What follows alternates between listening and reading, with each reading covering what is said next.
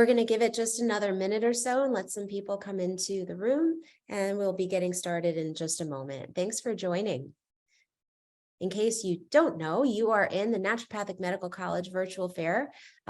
Today, we're going to be having a few different things for you, really exciting, and it's a good one-stop shop to get information on your future as an ND. So we're going to start out with what is naturopathic medicine, and then we are going to have Zoom breakout rooms so that you can go and check out the different schools. You can meet with any or all of them, and each of the schools will have admissions counselors there to help you with your journey and help you understand what next steps you need to take. And then we will have two panels. We're going to have a panel of students who will talk about how they became ND students and some tips and tricks for making it through ND school. And then we are going to wrap up with a panel of some alumni and just talking about what it is like to work as an ND, what their practices are like, how they have set that up, and what life is like as a working naturopathic doctor. So with that, I'm going to go ahead and get started on just kind of some nuts and bolts of what naturopathic medicine is and is not, and help you understand that so that as you go and you talk to the admissions counselors, you have a better sense of where we're coming from. So everybody here, it should be muted. Please keep yourselves muted, just because if you're not muted, we'll end up getting a whole lot of feedback and it'll be a little distracting. If you do have questions, you can use the chat function here. We're not in a webinar, so there's no Q&A. So please just pop that in the chat. Joining me today is Emily Kravitz, and she will help manage some of the questions that may come in. This forum is being recorded. We will share the links afterwards to the recordings. If you do have any issues during the course of today, or if you have some questions afterwards, our email is info@aanmc.org. So with that, let's get the road on the show. So let's see, Emily, can you launch that poll? So, or if you can just pop in the chat as well, you can answer the poll of what best describes you, where you're joining from, and how you heard about this. So we do host free monthly events every month, and we're going to take a little bit of a break next month for the holidays, but we'll start back up in January with Career Changers. We also have a host of archived events. So if there's a specific area that you're interested in, whether it be oncology, dermatology, pediatrics, general primary care, or certain modalities or patient populations, we have so many different areas of resources for you in our events archive that's up on our website. So with that, let's talk about naturopathic medicine. So I think the first thing that excited me about naturopathic medicine when I first started looking into this as a career for myself were the 6 principles. The 6 principles really spoke to my heart. I was pre-med, I had wanted to be a doctor, but I had in this part of my brain, like, well, I want to be a doctor that looks at the whole person. Like, there's so much to health and medicine and being healthy that it isn't just like one piece of you and then another piece of you, like they're all connected. And so in naturopathic medicine, we identify and we treat the whole person.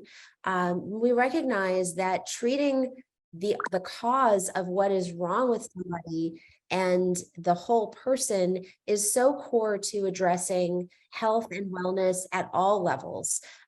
So the doctor as teacher was also something that spoke to me, because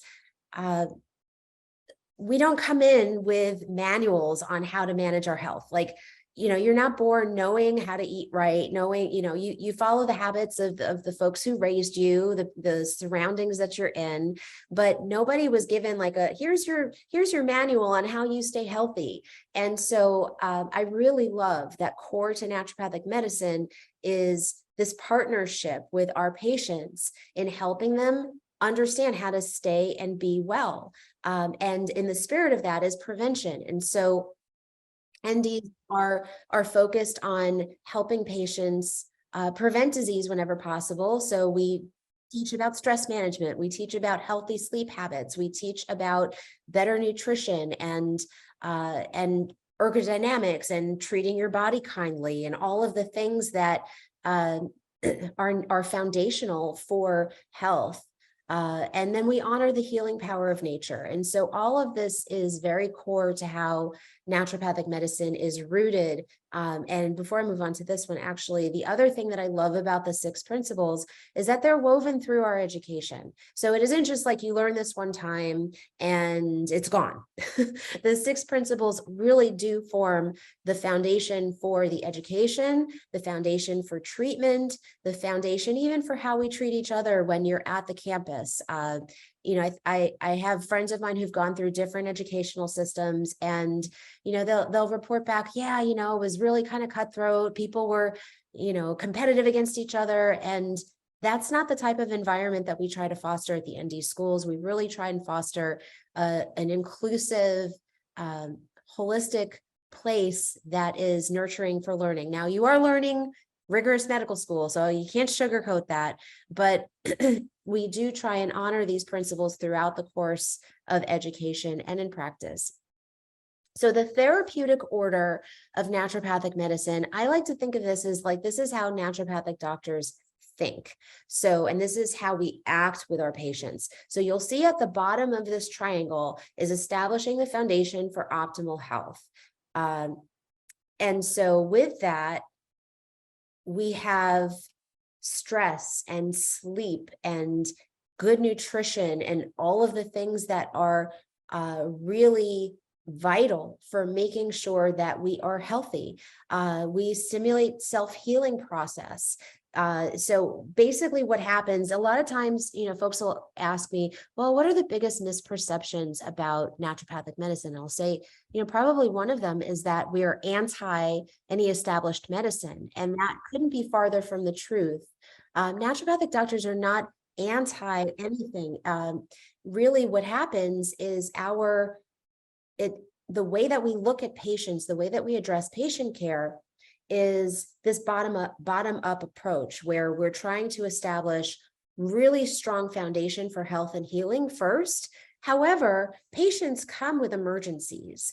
People come with financial constraints where maybe we can't do all of the herbs or all of the supplements that we would like to do. We have to pick and choose a few things because of financial constraints or because of, you know, other concerns that they have. I've worked with homeless populations before. You know, sometimes you have to work with people where they're at. And so for that reason, we do learn higher force interventions like minor surgical procedures, things like suturing and, you know, basic injections and things of that sort, and medication, pharmacological medication. And there's a time and a place for it. There are also pharmaceuticals that are natural. There are various different hormones and other medications that are only available by pharmaceutical prescription. So, you know, sometimes the folks will say, you know, well, you know, that's not really naturopathic medicine. Well, but it is. It's meeting the patient where they're at.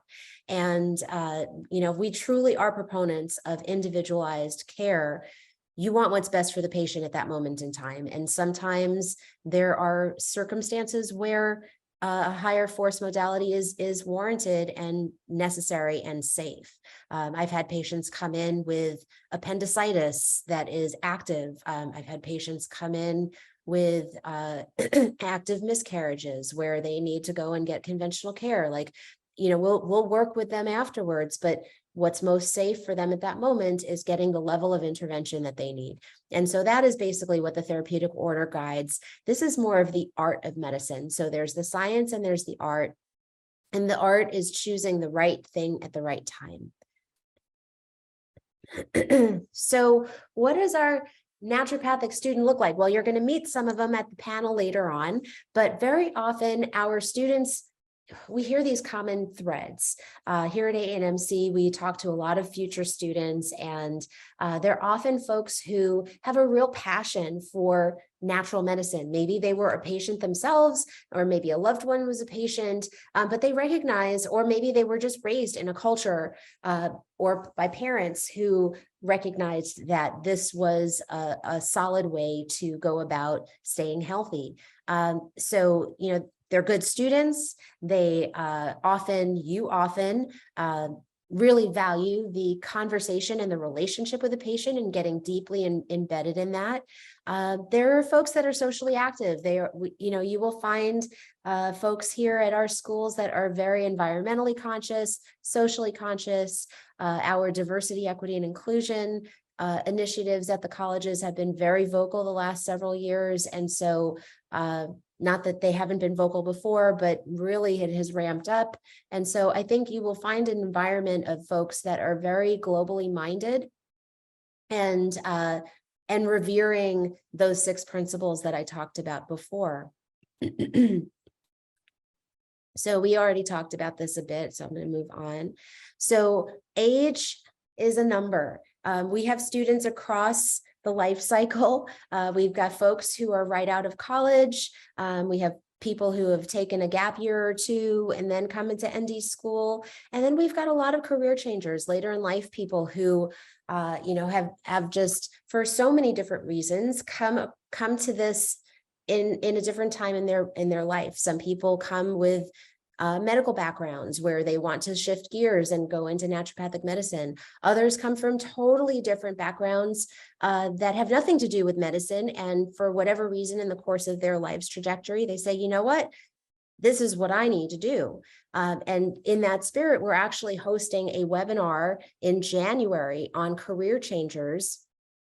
And we're going to hear the stories of 2 docs who totally changed gears and how they did that. So it's really exciting, and it is something that we tend to see quite a bit of. So as I talked about, we've got undergrads, we've got former patients, we have travelers. The graduate majors, the undergraduate majors we see are also a pretty broad area. We obviously have the folks who have gone and had majors in the sciences, but we've got people from many different backgrounds. I a lot of times will hear from students, well, I'm starting college or I'm in college, what's the best major for me to have? And I will really honestly say there is no one best major. If I had guidance in majors when I was choosing it, I would have told myself, choose what you love to learn about. What are the things that you like to learn about when nobody's asking you to learn about it? Like, what are the things that you Google for fun? What are the things that you just naturally have a curiosity about? Go study that. You can always get your prerequisites in addition to that major, but you're going to tend to do better at the courses that you are naturally inquisitive and curious about, rather than just taking something for the sake of taking it. And so, your studies should be enriching you. And I think that is the biggest takeaway that I have, is those studies should enrich who you are as a person. They should enrich your mind, and they should enrich your spirit. So choose a major that really fills your cup. So the naturopathic curriculum is 4,100 hours minimum. Some of the schools do go over that. And the biomedical basis for your education are going to be very similar to the biomedical sciences that you would have in any other primary care medical pathway: anatomy, physiology, biochem, immunology, histo. I call this all the ologies. So you basically have 2 years of ologies, of the study of all of these core sciences. And then you go into the clinical education, and this is the application part. So here is where you're going to learn how naturopathic doctors address cardiovascular concerns, endocrine concerns, gynecological concerns, and so on. And moving through all of these different areas, both in your didactic and your clinical education. And so this is hands-on training. This is not something that can be done 100% online. One of the programs does offer the first year online. Other programs may have hybrid courses where the classroom is flipped or there are some components online, but there is a significant amount of work that has to be done hands-on, that there really just isn't a great substitute for, learning how to palpate a liver on, over Zoom. That's not something that is easily done. So this is the coursework that you will start. And then in clinical education, depending on the school, may start as early as the first year. And then throughout that, you're in this team-based approach. There are community clinics that you will rotate through, various different types of settings, whether it's domestic violence shelters, homeless shelters, HIV shelters, teaching clinics at schools. There are so many different places that the education occurs, in addition to the academic medical centers that are affiliated with the colleges. And so the clinical rotations really are meant to prepare you and enrich your education so that you can be a prepared practitioner. Residencies are available as well. I'm just going to give a quick mention for residencies after naturopathic medical school. So after the 4 years, you can continue your training, your education in residency, and residencies are meant to broaden your clinical experience, usually in a specific focus area like either primary care or oncology or pediatrics or regenerative medicine or GI. There's so many different types of residencies available. And so they're really meant to guide you toward a specific area. So the naturopathic therapeutics that really separate us out would be things. So yes, you're going to learn conventional diagnosis and treatment. You're going to learn how to, do a physical examination and take assessments and what have you. But then when it comes to treatment, our naturopathic doctors focus on mind-body medicine, on counseling, on that therapeutic order I talked about before. Botanical medicine, hydrotherapy, traditional Chinese medicine may be included in some of the programs as well. And so there's just so much richness in the spirit of the therapies. I remember as a student thinking, wow, this is so cool. I'm learning so many different things. And like, let's say I have a patient where they've got pain, but they're terrified of needles. I'm not going to do acupuncture, but I've got a whole lot of other things that I can do. So you're, again, meeting that patient where they're at. You have so many different tools in your toolkit on how to manage various different concerns that come in. So let's talk about prerequisites, and the admissions counselors that are going to be joining in a little bit will be great to help you understand your prerequisites further. So this is just a really broad overview. And then I always tell folks, go and make appointments with the admissions counselors, please.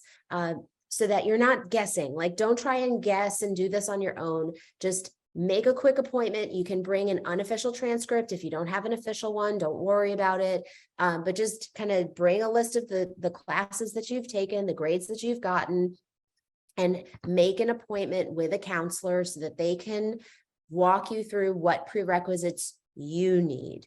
Okay, so based on the age of your courses, where you've taken them, and so on, it's not good to guess. No need to guess. There are lots of folks who are happy to help you figure it out. Okay, so make me a promise you're not going to try and do it on your own. All right. So undergraduate degree, we talked about earlier. We do have a spot on our website for prerequisites. In general, the prerequisites are going to be biology, chemistry, similar to some of the general prerequisites for medicine. But again, they do vary by program. So please check in with the school counselors for what you need and what they are requiring now. The pandemic did make some changes. And so it's really just best to make an appointment with folks.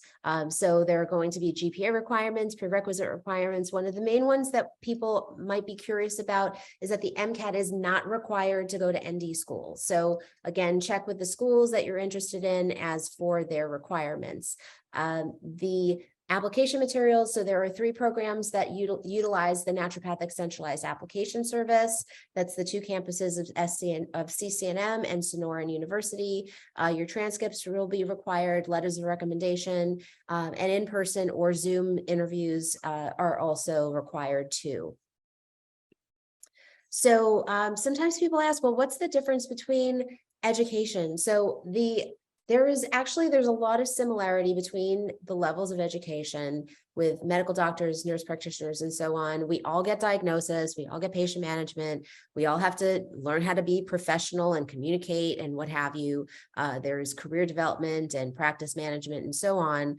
And then where the education also varies too is in this, in the average first 2 years, we're pretty much on par with the level of education and credits that are required. The clinical education is going to be a little bit different based on the settings predominantly. NDs work in mostly outpatient settings. And so we are serving as primary care doctors. We're in outpatient settings. You're not really going to be in a hospital. You're not doing surgeries. Like, that's not what we are doing in this course of training. You're really learning how to be a specialist in natural medicine. And so as such, the lifestyle counseling, botanical medicine, physical medicine are things that you all get a lot of in naturopathic school, and nutrition as well. And then the nutrition that conventional, so there is a tiny bit of nutrition training, but it is predominantly things like IV nutrition or feeding tube. So it's a very different type of nutrition that you would get in conventional route versus the therapeutic medical nutrition that you get in ND school. So where do we work? We work in all different types of settings. The outpatient clinics are predominantly where NDs work. There are folks, especially now, that have increased telemedicine practices. Nonprofits, many NDs serve the communities in a number of different ways.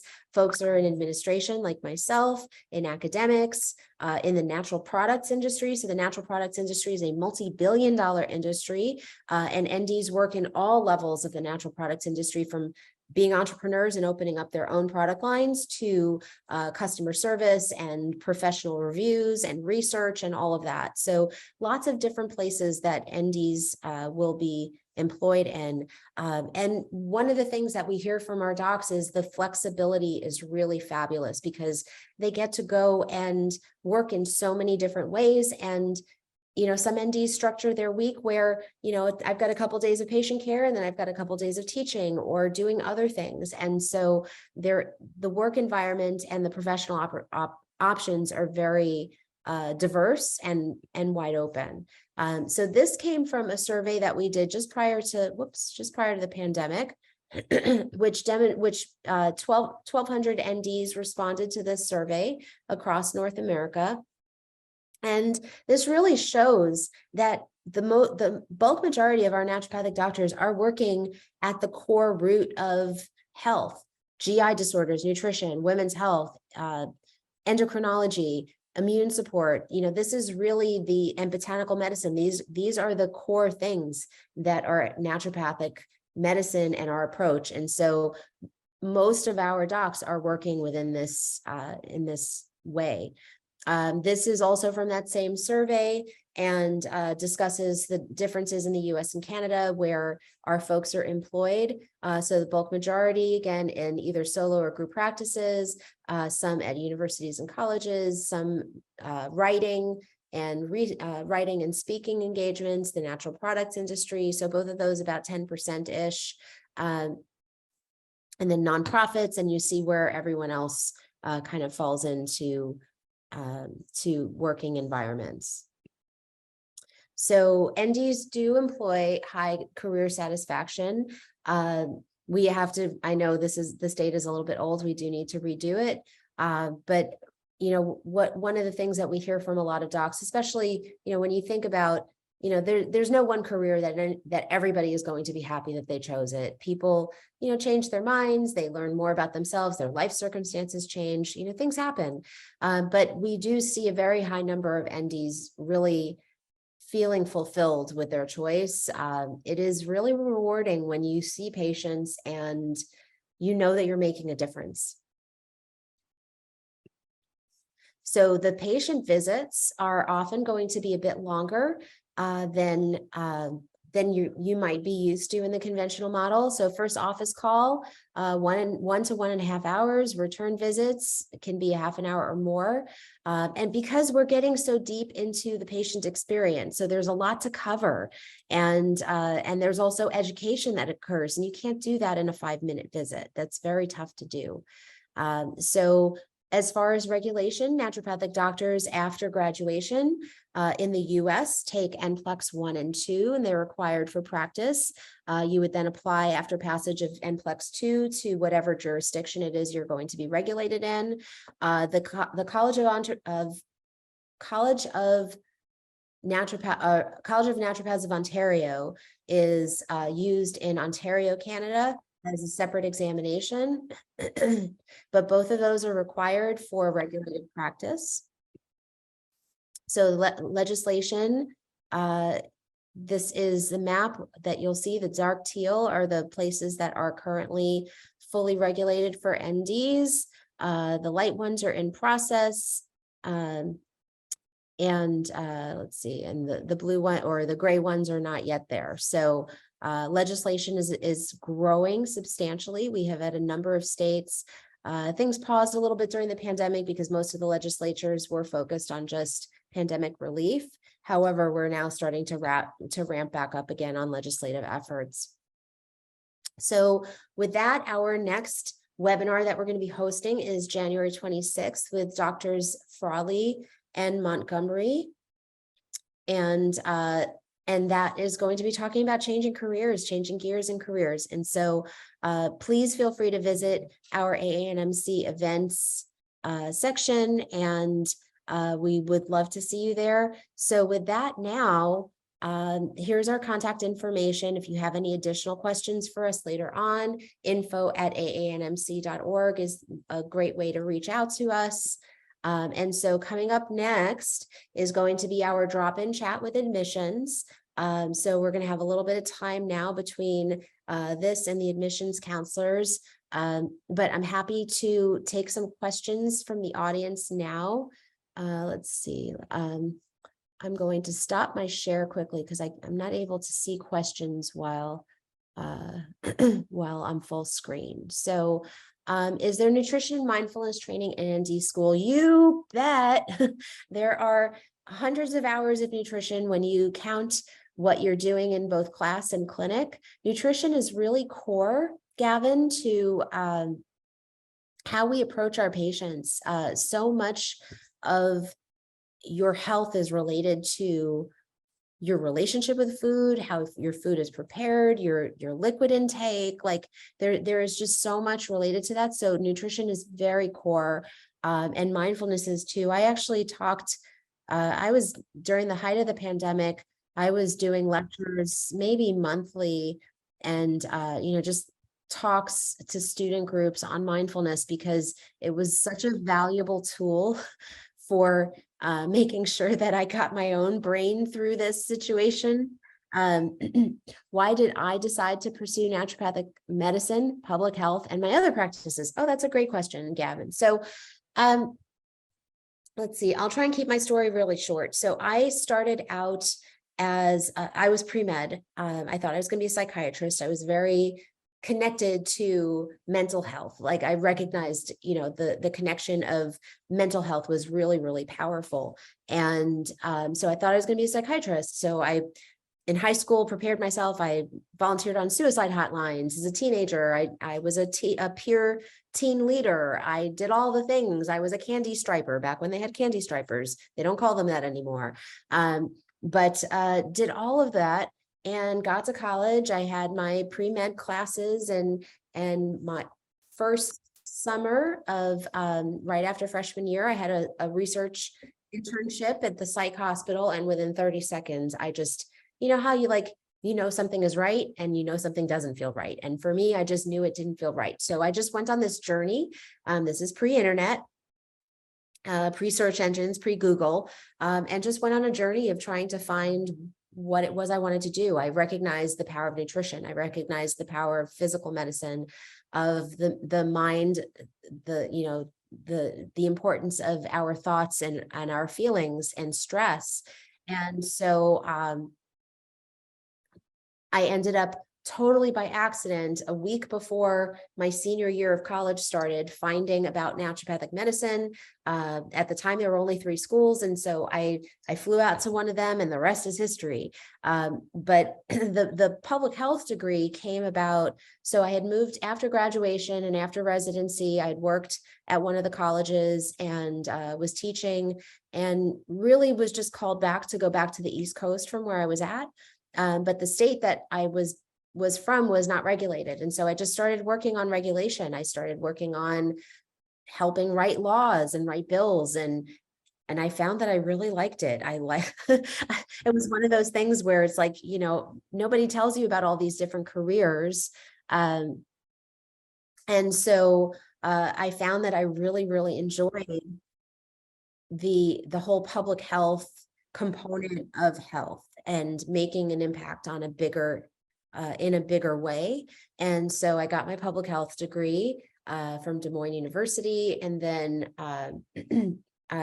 came into this job, and I didn't really have a whole lot of background in association management. And so I went on and got my certification from the American Society of Association Executives in association management. And so that's the alphabet soup that I have. While I was in ND school, I also studied acupuncture and Chinese medicine. And so that was an additional thing. I don't have the full degree on that one, but I did study a significant amount on traditional Chinese medicine as well. So can we practice outside of the United States and Canada? So I'm going to put a link in here for the World Naturopathic Federation, or maybe Emily, can you pop in some links for the WNF?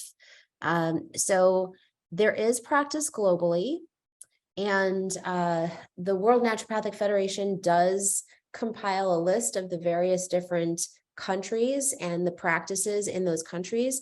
The education is going to be different. So global practice is not, one for one. So if you're trained in naturopathy in another country, it isn't exactly the same training as we have in the United States and Canada, and vice versa.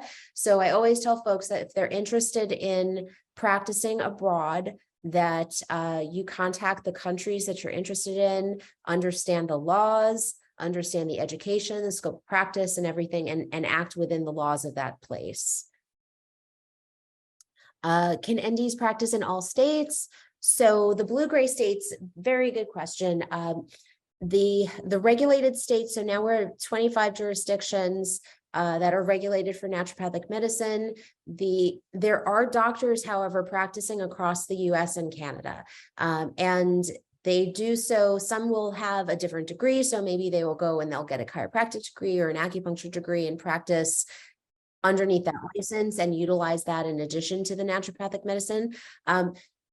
If there's a specific state that you're curious about, Abby, just pop that into the chat so we can better understand, what it is you're trying to find out about, and maybe get you in touch with the right state associations.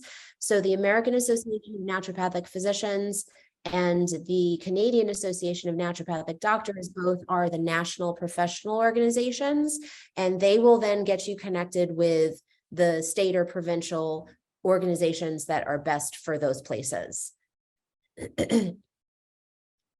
So the question from Simran, how long after graduating can you start your own practice? So basically it's how fast can you get licensed? How fast do you pass your boards, and how fast can you get a license? So let's say you graduate in June, you sit for your NPLEX board examination in August. You get your results maybe early September, late August, early September, you get your results. You would then submit those results to the jurisdiction that you're trying to be licensed in. You might have to, submit fingerprints and some other background checks and so on. And so you can potentially be licensed by end of September, October-ish. If you've graduated on time, passed your boards, gotten everything turned in, you're working as a licensed ND within several months. The income expectations, I talked, we have income expectations on our website. Emily, I don't know if you'd be able to pop some of those links in for the income survey. That would be really helpful. So we did that 2020 survey, and that did discuss income. I know the American Association of Naturopathic Physicians is rerunning an income survey right now, and they'll be having those results posted in the near future. So best resources to keep up with legislation for naturopathic medicine. So subscribe to our newsletter, subscribe to the newsletters for the National Association for the country that you live in, state associations as well. Like, those are really good places to be plugged into. Depending on the state association, some have annual conferences. Those are really great ways for you to stay up to date with what's happening in the various different jurisdictions. Can you be a professor after completing an ND degree? Absolutely. So some of these are coming in via direct message and some are to everybody. Yes, you can work. We've got NDs who teach at across medical schools, nursing schools, community colleges, universities. We've got folks that are teaching across numerous different disciplines. Do I feel like I would make as much of an impact if I did not have a public health degree? So I think the public health degree for me was like the icing on the cake. It was really, yes, I had some field experience, but it helped me understand the didactics. Like, it was actually funny at the very beginning of the pandemic. I want to say like January of 2020. I realized that we were heading toward a pandemic from my MPH training. And, I was seeing where the numbers were going, and I had, learned through my epidemiology courses in my MPH training how to extrapolate out the data. And, I was looking at the doubling time of the virus and like, okay, it's probably going to be about March when we're going to be in the thick of this. And that was just from my own mental calculations based on my education from my MPH. And I remembered my pandemic class. Like, we literally had a class in pandemics, and and it was just fascinating to be a spectator, very sadly so, because so many people have died. But it was very interesting to have that level of training, and it comes in handy when I'm doing policy work. So that has been helpful for me. So I'm seeing some of the admissions counselors starting to pop in here. So we are going to be moving into the next phase shortly, where you'll be able to interact with the admissions folks from all of the different schools. I'll stay here and I'll be able to still kind of keep answering and responding, but I'm going to try and keep up with the chat here because there's a lot coming in. But I do want to just mention that the admissions counselors are starting to pop in, and so we will be breaking out in just a few moments into the breakout rooms. I know, Emily, you've got that squared away. That's going to start to happen automatically in a little bit. So you'll be getting a notice in a few minutes that you'll be moving into various different rooms. And for the students who are joining us today, you can bounce through. So if you want to stop by one or two or more programs, you can move yourself into different rooms. If you have any trouble, just come back out into this main room and we'll get you moved. Okay. So let's see, Keisha. I'm currently practicing as a family nurse practitioner, and would your academic experience count toward the program? So you would come in with advanced standing, and I always tell students that advanced standing varies based on your education. So definitely pop into the schools that you're interested in now and set up some appointments to go through what your what your academic profile would look like. It is potentially going to be different from school to school. So please go from program to program and find out which would be the best fit for you, Keisha. Okay. Let's see. Abby's from Ohio. You were wondering about Ohio. So Abby, please check out the Ohio Association of Naturopathic Physicians and the American Association of Naturopathic Physicians. NCLEX is the board examination for the US and for British Columbia and parts of Canada. Are there residency requirements following ND school? So there is only one state that requires residency, and that's Utah. So if you do want to be licensed and work in the state of Utah, you do need to have completed a residency. However, it is a recommendation at this time. It's really only if you want to expand your academic training after graduation. So specialization, Morgan. So in Canada, you're not allowed to quote unquote specialize. People will have an area of focus. But in the US, you can go into various different specialty organizations. Emily, can you pop in the specialty organization link, please? That would be super helpful. So there are recognized specialty organizations in oncology, in gastroenterology, in environmental medicine, in primary care, and others. And so you would then become a member of the specialty organization. You would go through whatever processes the specialty org and tests that the specialty organization requires for certification in that specialty. So after passing NCLEX 1 and 2 Joyce, you then apply for licensure. Whether you studied in the US or Canada, exactly. So if you have passed and graduated from a CNME accredited school, which all of the schools today are accredited by the Council on Naturopathic Medical Education. And I will say this loud, and I'll say it for the folks in the bleachers. If the school is not on the CNME website, they are not an accredited program. That means that they have not met standards. They are not recognized by the United States Department of Education. It is not a recognized school. That is probably one of the most common questions we get here at AANMC is, tell me about this school or tell me about that school. And if they are not on cnme.org, they are not an accredited school. You will not be eligible for licensure. If the school closes, you will lose all of your credits. Like, they are not accredited. So I don't know how to say that any more clearly. I know it's confusing. Schools will look like they're a recognized school, but if they are not listed on the CNME is the only agency recognized by the United States Department of Education for accredited programs. However, if you graduate from one of those CNME accredited schools that are with us today, you can work anywhere licensed across the US or Canada. So I'm just going to have time for a couple more questions. And then we will start to move people out into the breakout rooms.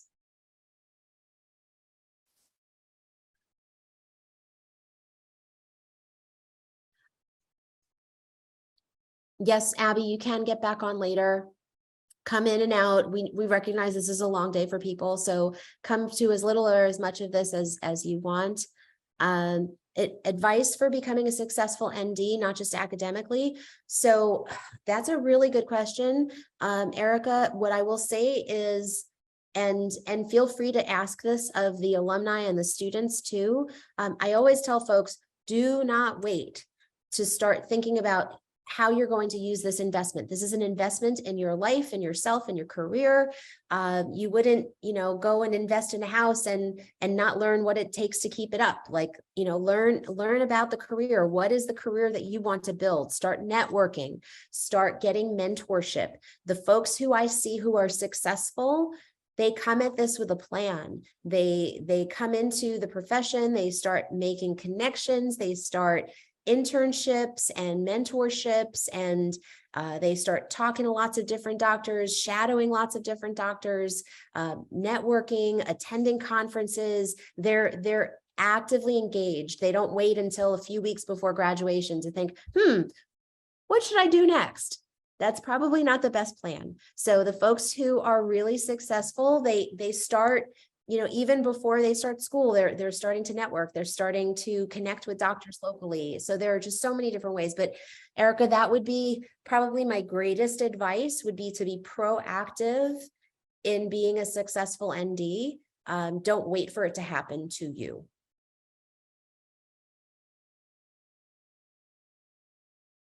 So the next session that we have is our ND student panel. And so we have students from the different locations joining us today. I will let each of them introduce themselves briefly. So I'll call on, I'm going to stop my share so that I can see folks a little bit better. But basically, this is what we're going to be discussing today. So I'm just going to stop share so we can see people a bit better. All right, so let's see. I'm just going to go in the order that you are on my screen. Tanisha. Hi, I'm Tanisha. I'm a fourth-year intern at CCNM, the Toronto campus. I'm in clinic right now, working a double shift. So I'm happy to be here and answer questions that you may have and share my experiences with you guys. Lovely, thank you. And Crystal. Hello, everyone. So yeah, I'm Crystal, born and raised in Indio, California. I'm in year 4 out of 5 at the Bastyr San Diego campus, working to get my ND and counseling degree. And yeah, also looking forward to answering any questions.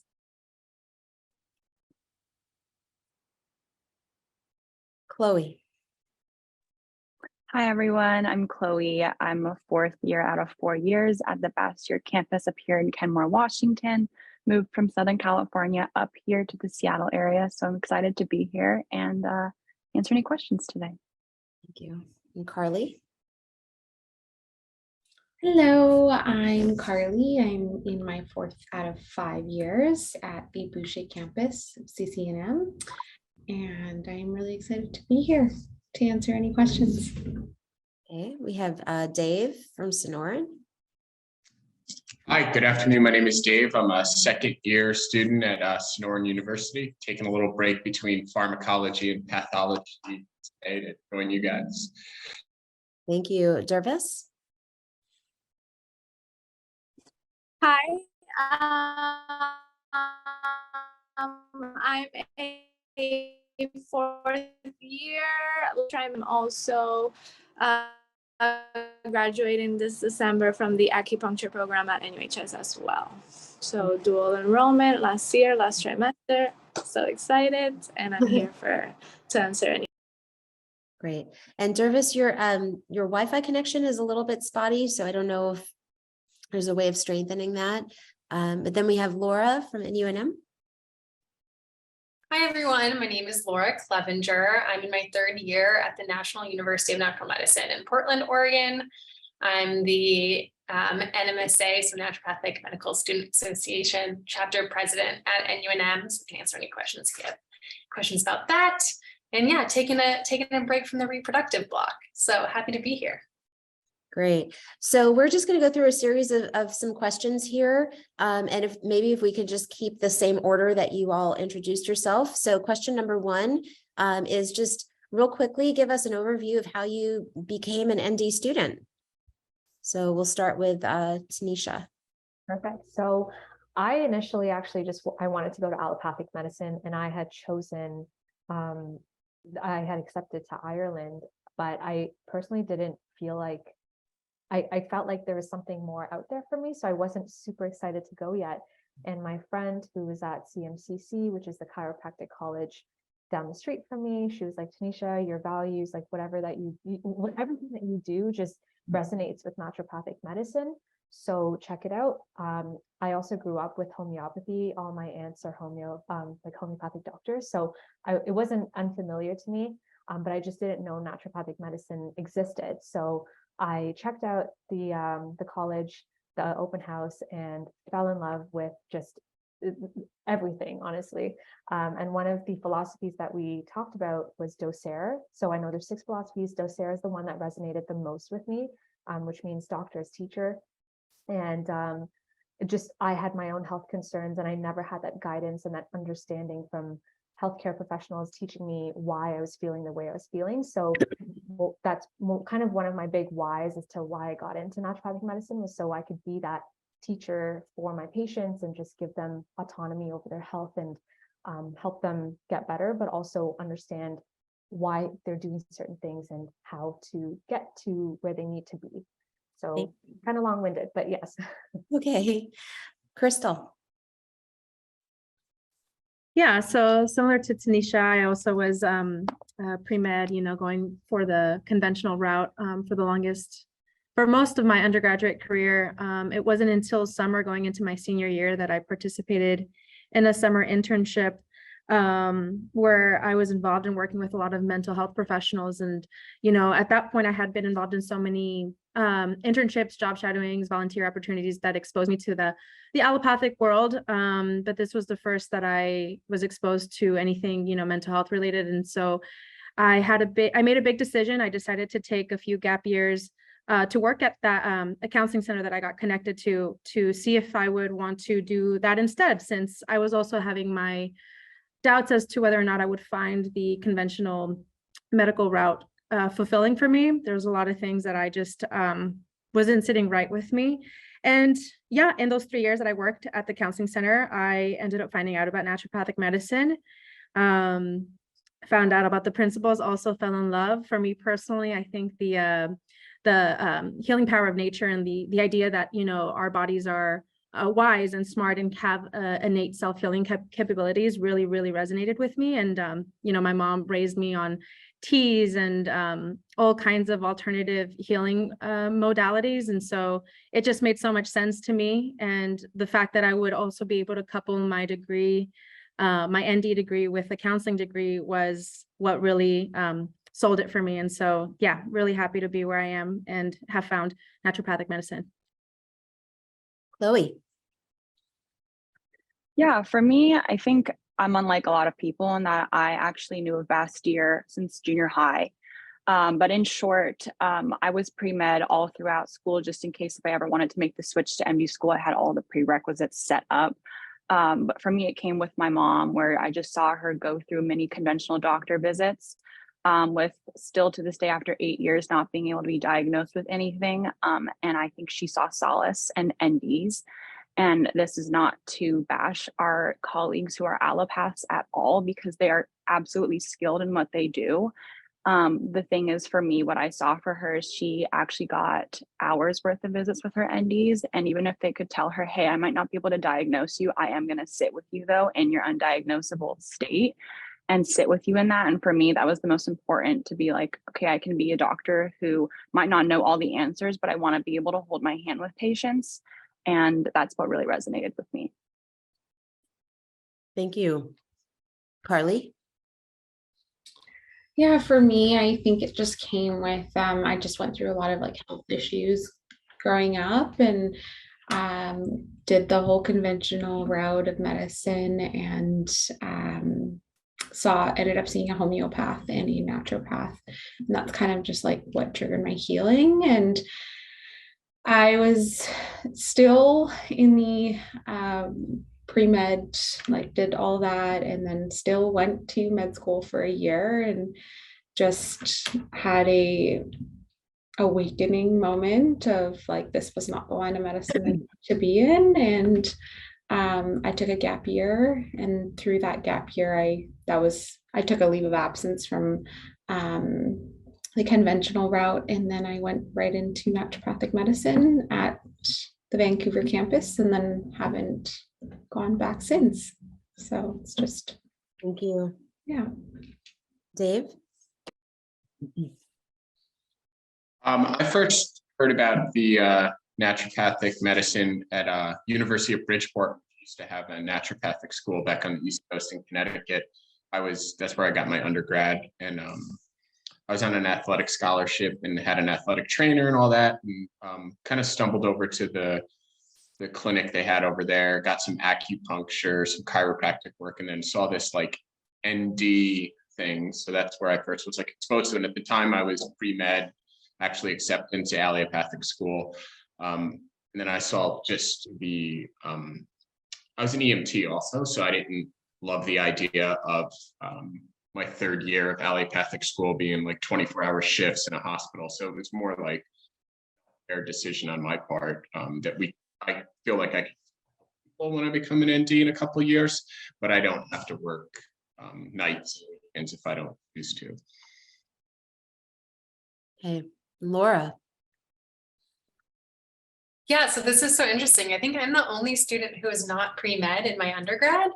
So I'm a bit of an untraditional student. I did study public health at New York University. While all my other classmates were pre-med, I saw them suffering through chemistry and biochem and thought they were crazy, and really became disillusioned with the public health system and medical system through my studies as an undergrad. And it really wasn't until my own health crisis that I kind of came back and realized, no, this is the field that I want to be in. Was able to find naturopathic medicine and took those prereqs and realized I loved it. I love science. I love chemistry, was pleasantly surprised. And so, yeah, it's been a bit of a different journey than pre-med, but it's been great.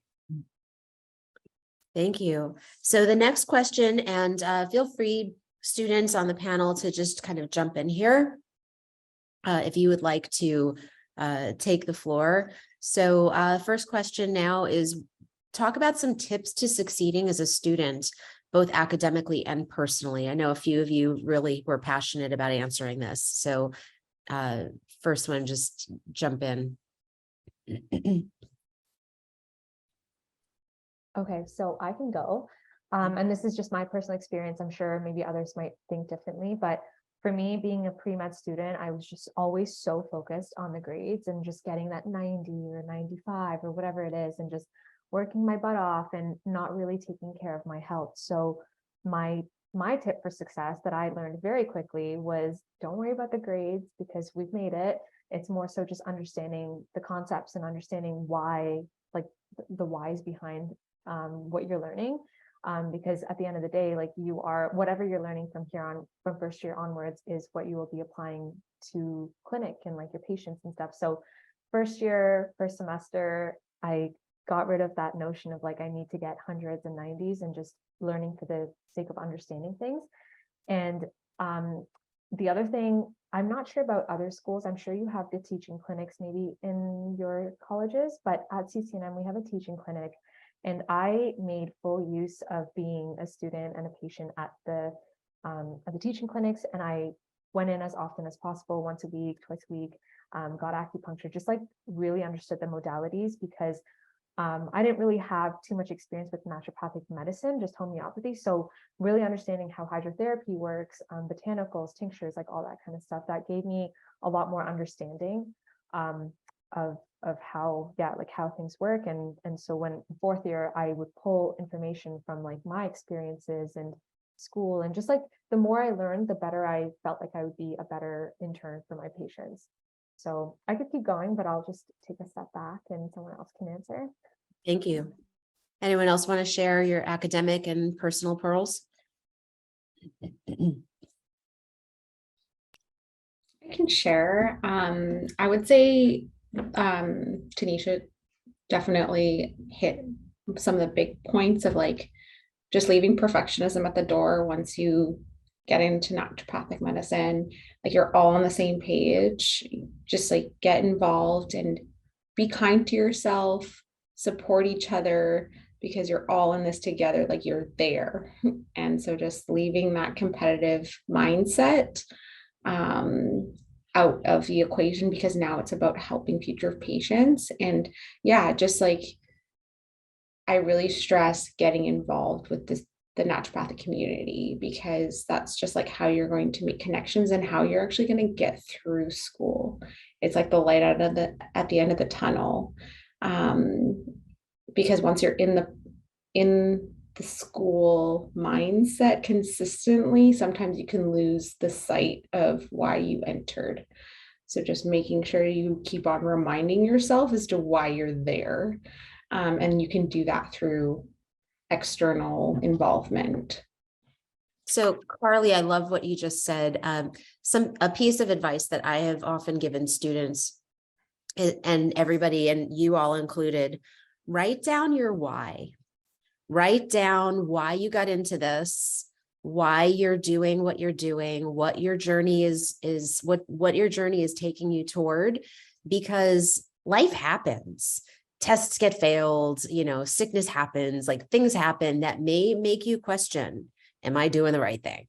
And that is when you pull out that piece of paper or the Google document or whatever it is that you wrote down your why on, and you remind yourself. And hopefully you have some loving people around you too that can help refocus you if you start to question your why.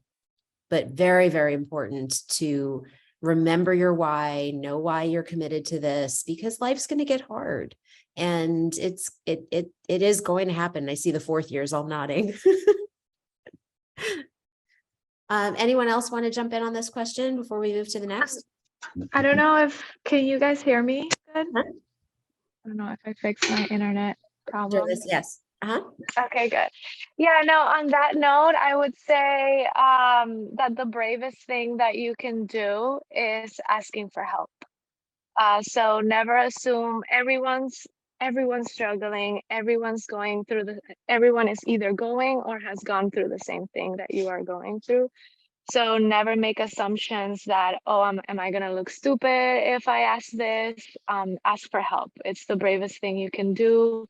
I don't know about other schools, but I feel like just as NDs, we just have a good community in terms of support. We love supporting each other.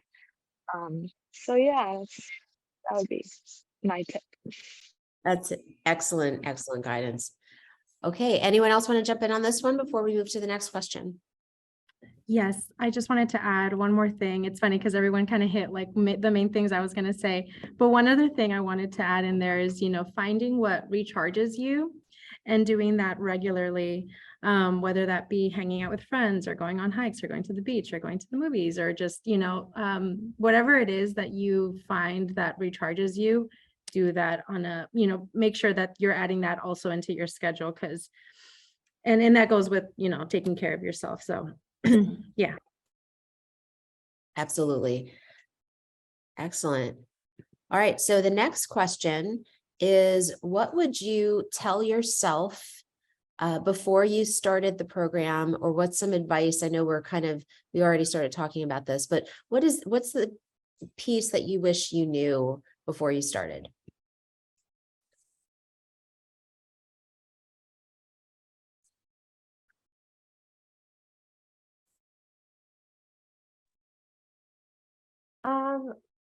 This might sound funny, but I think the one thing that I would tell myself is that everything's going to be okay. I feel like going into a profession, personal experience again, where my parents were just like, you were just about to go to med school and now you're going to give that up and do something that you wasn't even on your radar. There was a lot of confusion and just like misunderstanding about the profession. And so I was scared going into the program, just like, what will the future hold for me? I'm not really sure. But the biggest thing I can tell myself is keep your doors open, keep your arms open to different opportunities. Don't close off any opportunities that arise, because that may not take you to where you want to go, but that might lead you to something else that'll lead you to where you want to be. So I don't know if that makes sense, but just be open and be like welcoming to different things that you may not think you like, but give it a shot and you might be surprised.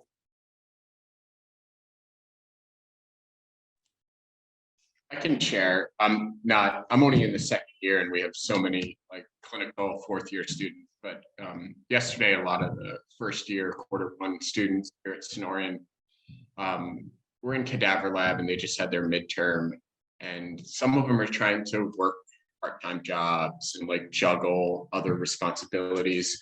And they're starting to realize, and I realized this in my first year, like how all-encompassing a program like this is. It is like a full-time job.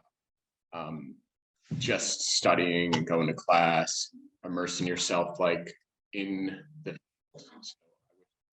maybe would have told me that before I started, because it's different than undergrad, where, you have so much free time.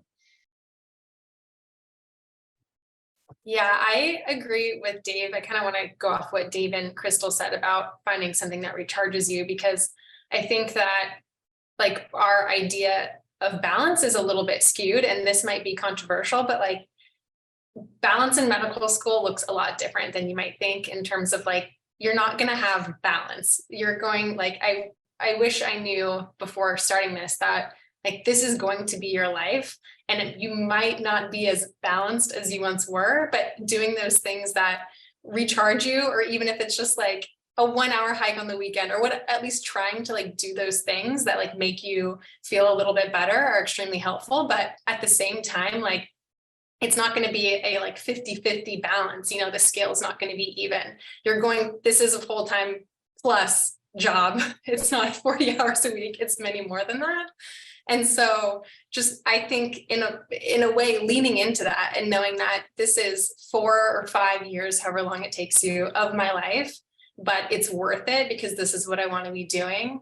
But then at the same time, like Crystal said, carving out at least a little bit of time to find things that recharge you, writing down your why. So when you're in the thick of it, you can remember, but just knowing that the scales will be a little bit skewed for a short amount of time.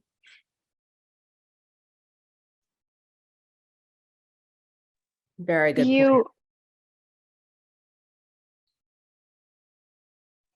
Sorry, yeah. So if you wish to know, you will feel burned out at a certain point of your professional, journey, or multiple times. So definitely finding time for yourself and your health and taking care of you is important. Plus, you're gonna be your first patient. Day one, if it's ND and you learn about the determinants for health, the first thing you're gonna think about is yourself. Oh my God, am I drinking enough water? Am I exercising? Am I eating healthy? And definitely you'll have to have your determinants of health in check in order to go through the program and help other people. How to help other people establish their conditions for health. And then honestly, I lived off campus when I started because I felt like it was going to be too much to sleep, eat, drink, go to school, do everything on campus. And I wish now in my last trimester ever, I moved in, and I wish I would have known how easy it just makes things. So it can be a lot to just be here all the time and go to bed here. But if you do have the opportunity and you might want to try one, because it's going to be the hardest. I can't believe I just moved in like my last trimester, because it was definitely harder at the beginning, but it does make things easier to just get out of bed and make it to class and not have to commute. Just letting you guys know. There is actually literature that commute time is inversely related to quality of life.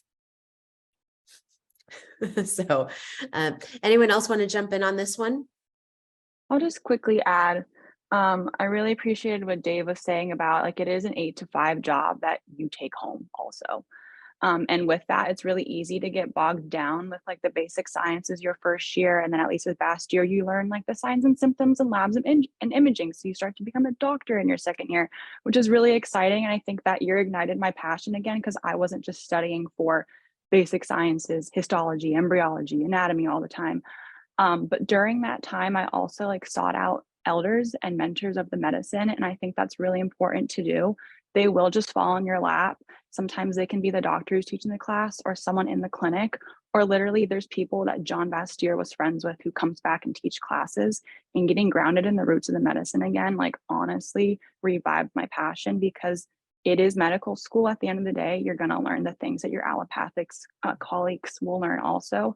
But it's so important to just get tapped back into our foundations of health. So that's my little piece of knowledge. Excellent point. One thing I would add to that, earlier in the fair, student was asking about tips for success in graduation. And I think that this is a good segue into the next piece.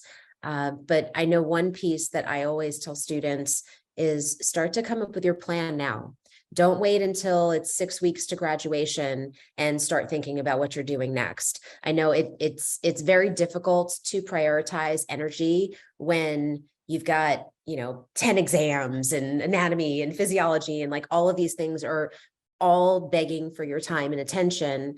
And then you also have to think about later on, but the more that you can do it little by little, look for opportunities like Chloe said for mentorship, preceptoring with doctors, checking out how different doctors practice, making those professional connections, starting to come up with whatever postgraduate plan it is for you, but starting to have a viable plan. Your passion is not a plan. You may be passionate about naturopathic medicine, but that is not an actual career plan. How are you going to operationalize this, this investment in yourself and in your health and in your career? How are you going to actually put that into action? And so that would be the one thing that I would say as well is, you know, yes, your business classes may not feel as urgent as your anatomy or your diagnosis courses, but those can be just as important, if not more so, in your long-term career. They might not feel as important as anatomy in that moment, but they actually have a lot of weight and a lot of value. And that's one of the things that I don't always see students taking as much advantage of: the career services opportunities, the folks that are there to help you write your resume, to help you prepare for interviewing for residencies or things of that sort. Take advantage of it. They're there to help you. So that's the one last piece that I would say. So with that, let's move into post-graduation. So maybe we can start with the fourth years, talking about, have you thought about post-graduation? What are you thinking of? How are you feeling about using this degree, and what are you going to do next? I can talk a little bit about that. So as I mentioned, I'm working on getting my counseling degree as well. And with that, there's a certain amount of hours I need to complete in order to actually take the licensing exam for that. So my plan is to, and I've already spoken to some students who've gone through the same route as me, and asked them, you know, what did you do after graduating? And so one of them, what they're doing is they're working part-time at an ND clinic and then working part-time at a counseling center. And so, and that's, and they're happy with doing that. And, you know, and I love that. So what I plan on doing is basically the same thing, but for like 4 or 5 years until I can complete all my hours for licensing for counseling. And after that, that's when I plan on ultimately opening up my own practice back home. Like I mentioned, I'm from Indio. For those of you who don't know, that's like 30 minutes from Palm Springs, more east. And so where I'm from, there's a lot of underserved communities and under-resourced. And so I'm really excited to bring back naturopathic medicine to that area and to those communities. And yeah, just very excited. I want to provide kind of like family medicine, kind of primary care, but with a lens on kind of looking how mental health is affecting my patients. So a little bit of that mind-body medicine modality focus. Lovely. Very cool, Crystal. Anyone else want to jump in with what you're thinking of for post-graduation?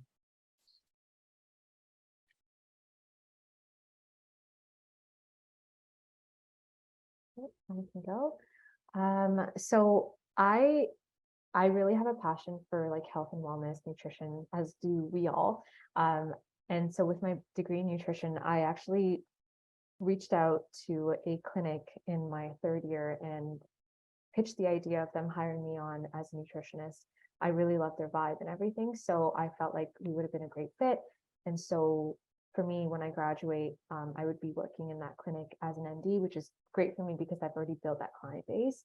And then I also have a mentor. I really took the time in 1st year to find a mentor that I felt comfortable with asking questions and stuff. So there's the potential of me joining their practice, and they work in sports nutrition. So my goal is to get my IB license to provide IB therapy for the athletes and help them optimize their health when they have games and stuff. So not too sure. Like I said, I'm keeping my options open. I know a lot of people have interest in like mental health or fertility and stuff. I don't really know yet. But hopefully through my experiences, hopefully by the end of 4th year, I'll have a better idea. But right now I'm just loving everything. So I'm probably going to do general stuff and then niche out as time goes on.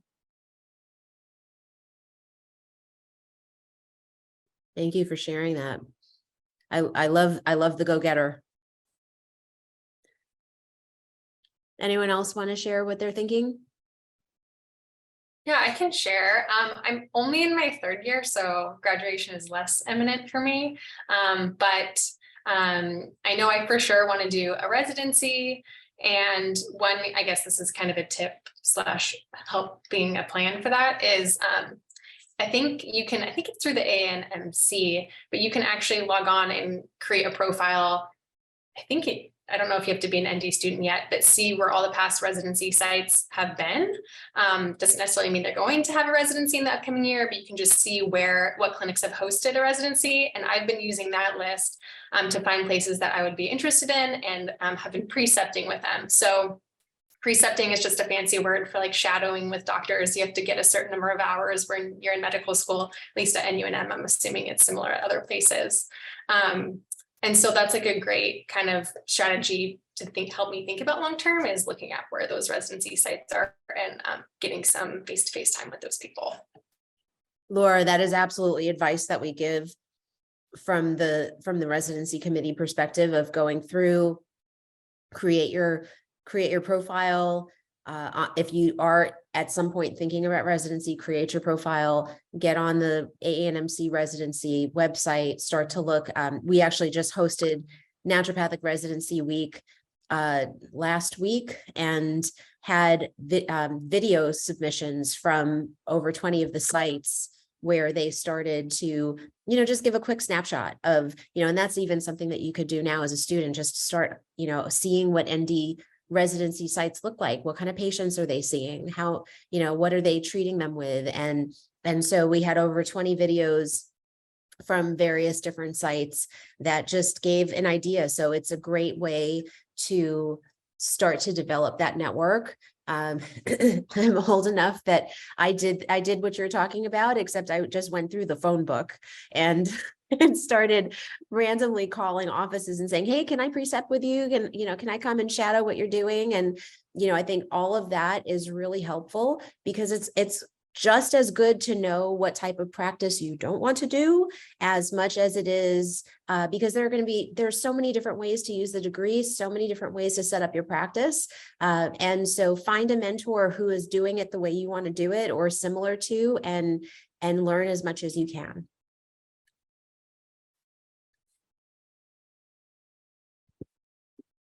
Does anyone else want to jump in? Otherwise, we can take some questions from the audience. Sure. So what am I planning to do after I graduate? I'm planning on taking my board.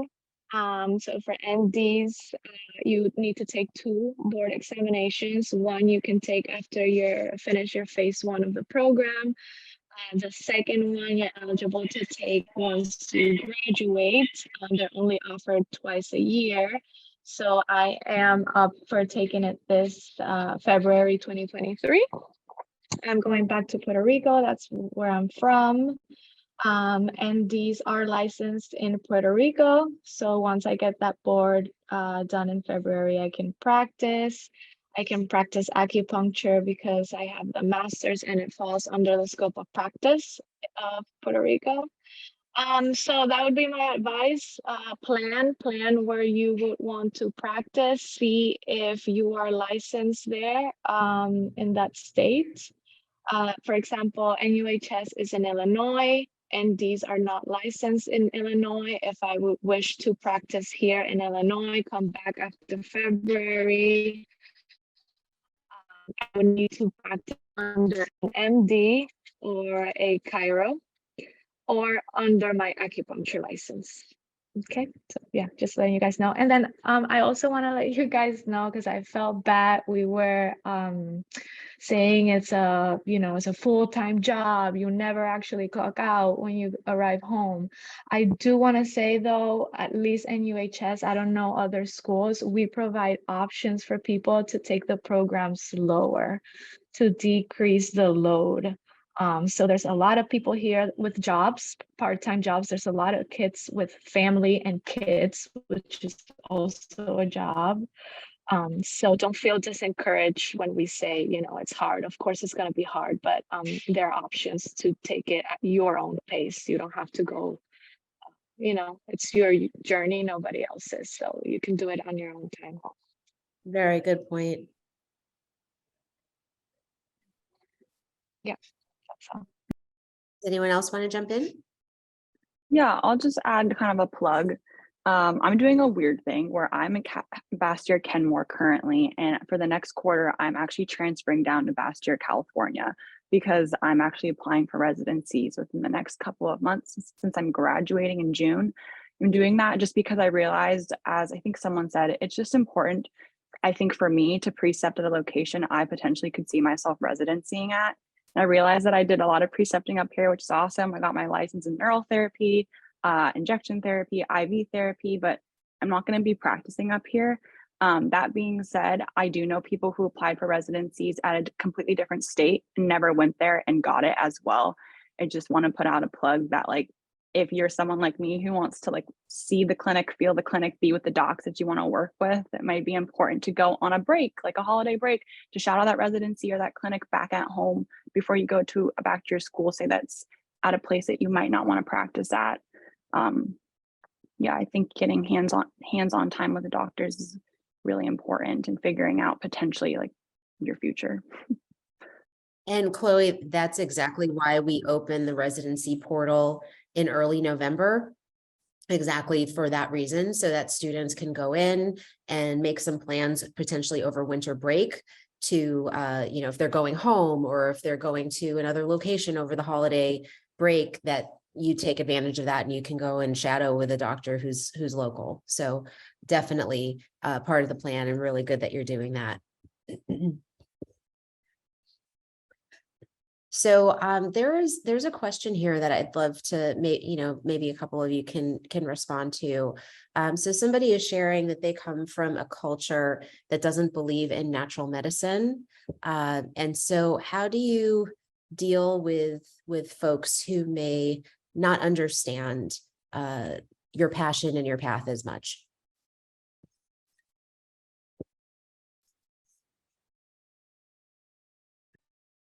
I can speak a bit to that just because I went through it. And it can be tough, but I think you have to sit with it in yourself first and ask yourself if you align with this medicine. And if you do, then you'll be surprised at the people around you who will support you through whatever you feel that you need to go through. So if, for example, talk to, let's say, if it is just your family values, if you have a sister or if you have a brother, maybe speak to them first.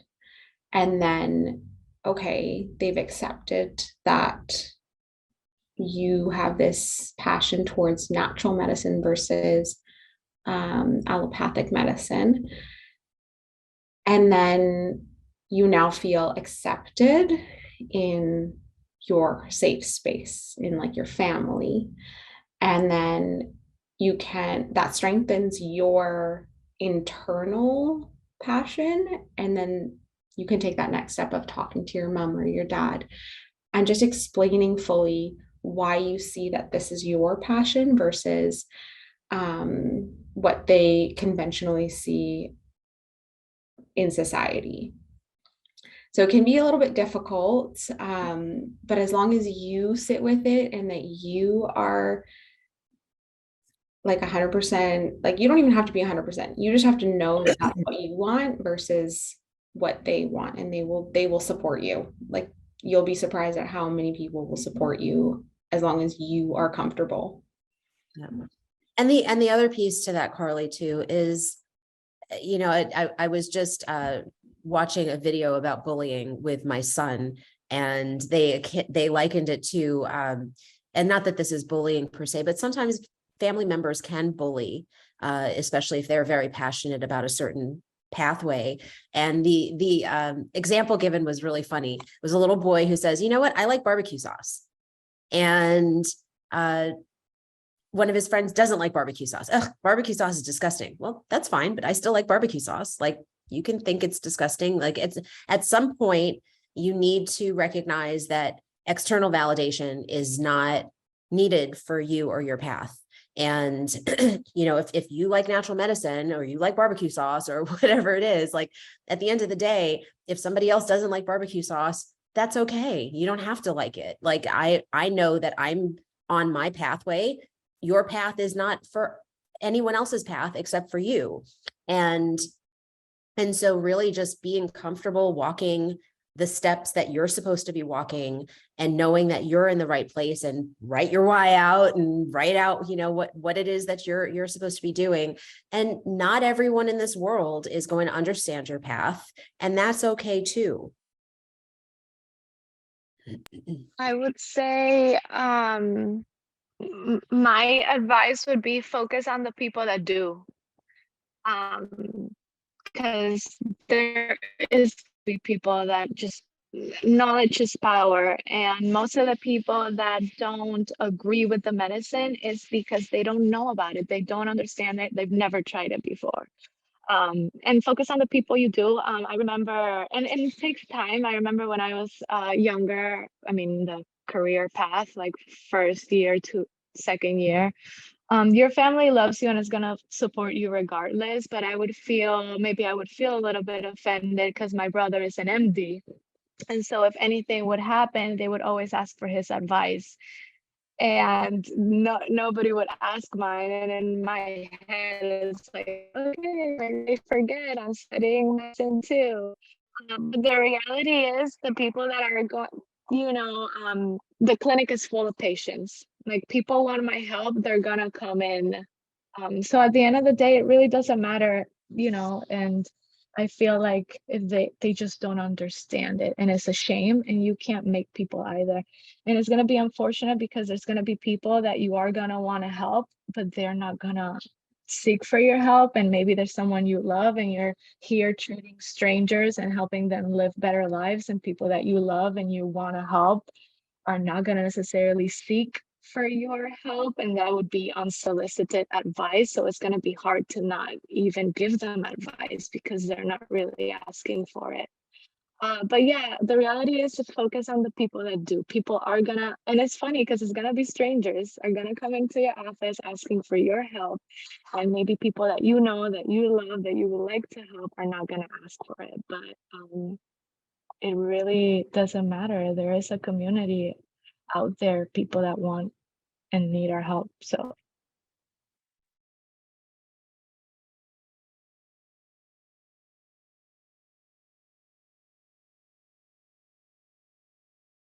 Are there any other questions for our student panel?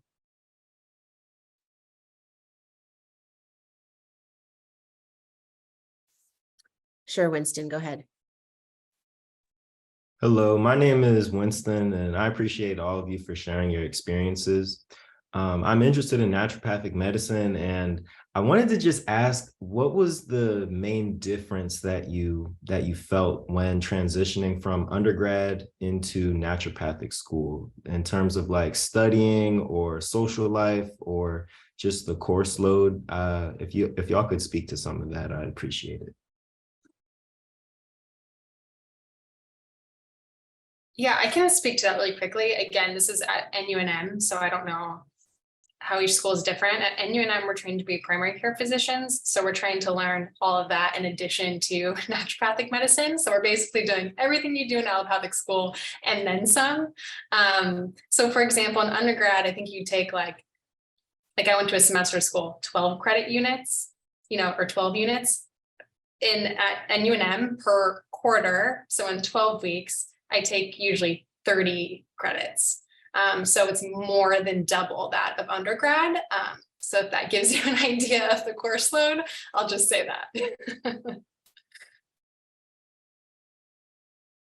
Yeah, sending you positive energy. I heard about the burnout thing, so I hope all y'all get some energy. I'm gonna be honest, for me, it was very, very different. I personally never did 18 credits my bachelor, I think the most I did was 17. And at NUHS, if you start the program as it is, what we call full tracking is 26 a trimester. And I did 17 a semester. So it was very different for me. And that's when I say do it at your own pace. There are options. You can do 26, you can do 21. So do what works best for you and your health, because yeah, you are gonna burn out and it's gonna take a toll. But I'm also gonna say you get used to it.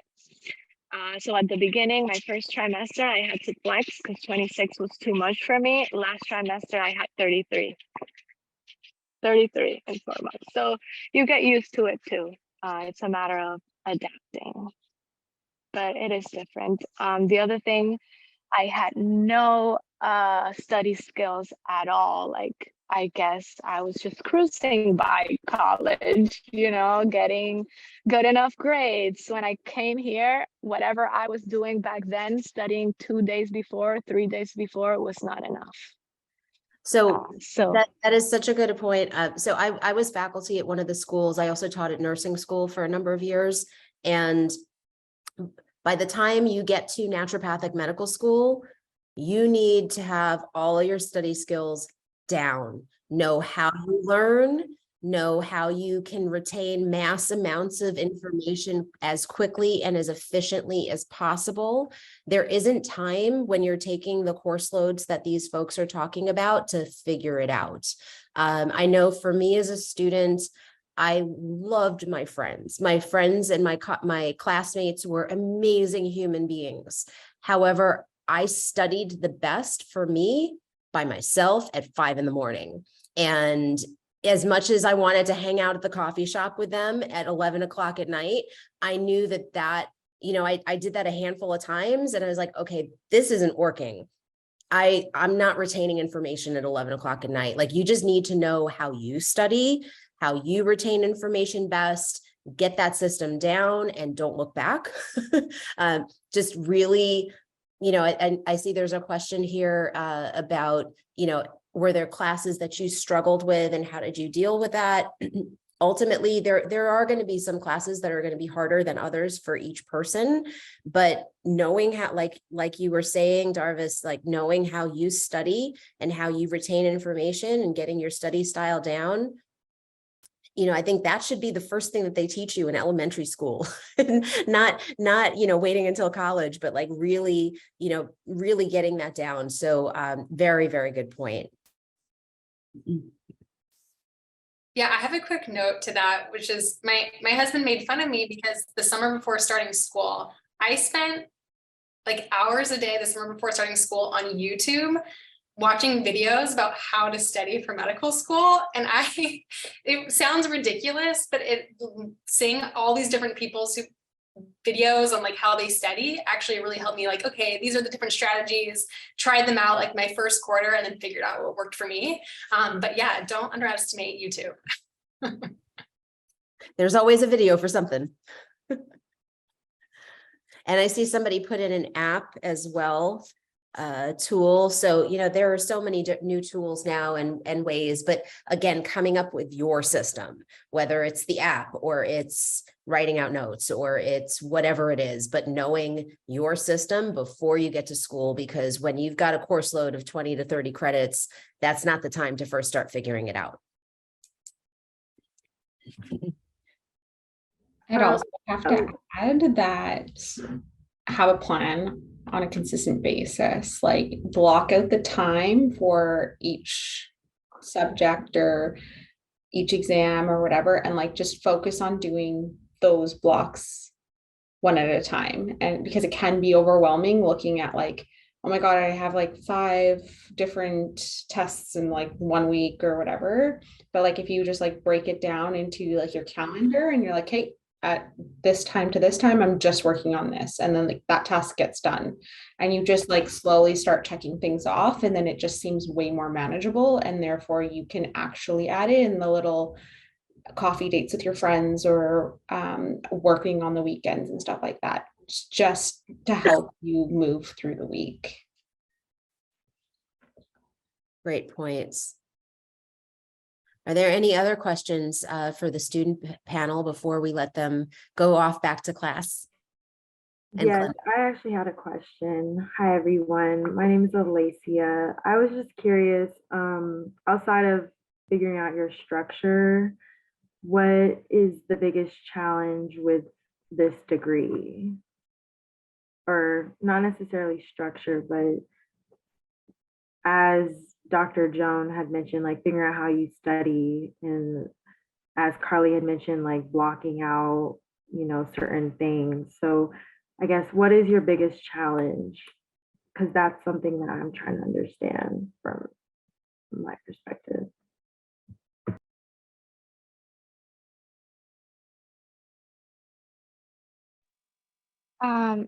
I would say the biggest challenge is the stress, to be honest, just the stress of the program and the burning out and not having, because you feel tired physically, mentally, at a certain point you will. So I would take it back to Tanisha's first advice of the whole conversation was making sure you take care of yourself. So that would be the challenge, that you're trying to juggle learning how to take care of others while taking care of yourself and all the stress that it entails. So just taking care of yourself for sure. Thank And you. sorry, I just wanted to quickly add, like to that, I feel like a lot of us going through naturopathic medical school, they almost lose a little bit because you're so focused on school and getting everything done that like for me, I was just like, what do I really, someone asked me, what do you do for fun? I'm like, I don't know. I think I study, like, is that it? So just taking time for yourself and figuring out what your passion, what your hobbies are, because school is not the end all, be all, end all. You need to find time for yourself, whether it be going for hikes. I liked working out. So I really I wanted to do a bodybuilding show and I was like, I'm just going to do it. And then school's going to be there. School's going to be tough, but I'm just going to find time for myself. So yeah, just make sure that you never lose yourself in this, because your health and your just you on your own is like the biggest, what's the word? You need to be there for yourself before you take care of yourself, before you take care of patients and everything else. So yeah. Put on your own oxygen mask. Exactly. And I know it's very hard to say, but enjoy the process, because there's going to be times that are going to be hard. But just keep reminding yourself to enjoy the process, because it also goes by really fast. And you don't want to look back and think that you suffered the whole process. There are things enjoyable, and one is the people you meet too. So yeah. I have a question. Can you hear me? Go ahead. Okay. Do you think that naturopathic school is for smart people, or can people who are slow go through it?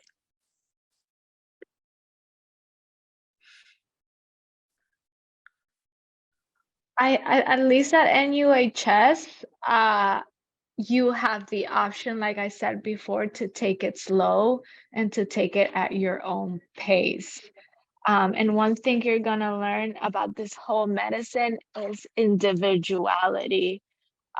Everyone is unique, right? So I don't think it's a matter of like, oh, how intelligent you are, but rather just not comparing yourself to other people and doing you. So whatever works best to you, whatever pace you think you will learn best. You don't have to finish in 3.5 years. You can finish whatever, time's gonna go by anyway. So if you don't do it because you think it's gonna take you 6 years, guess what? 6 years are gonna pass anyway. And in 6 years, you could have had an empty degree, or, so I think you can do it. It just matters the load that you choose to do it. Thank you so much. So I'm going to wrap up our student panel now, just with a big heartfelt thank you and best of wishes to you all in your next steps. We're going to be moving on to the alumni panel in a few minutes. So I just need to take a couple minutes and go refresh my tea. I'm getting over a respiratory infection and I need to make sure I'm taking care of myself since I'm doing a lot of talking today. So thank you so much to the student panel. I appreciate you all taking time to be here today. And we'll be starting up in just a few minutes with our alumni panel as well. So hang tight and we'll see you in just a couple of moments. And thank you, students. You can dismiss and go back to school. You are dismissed. See ya.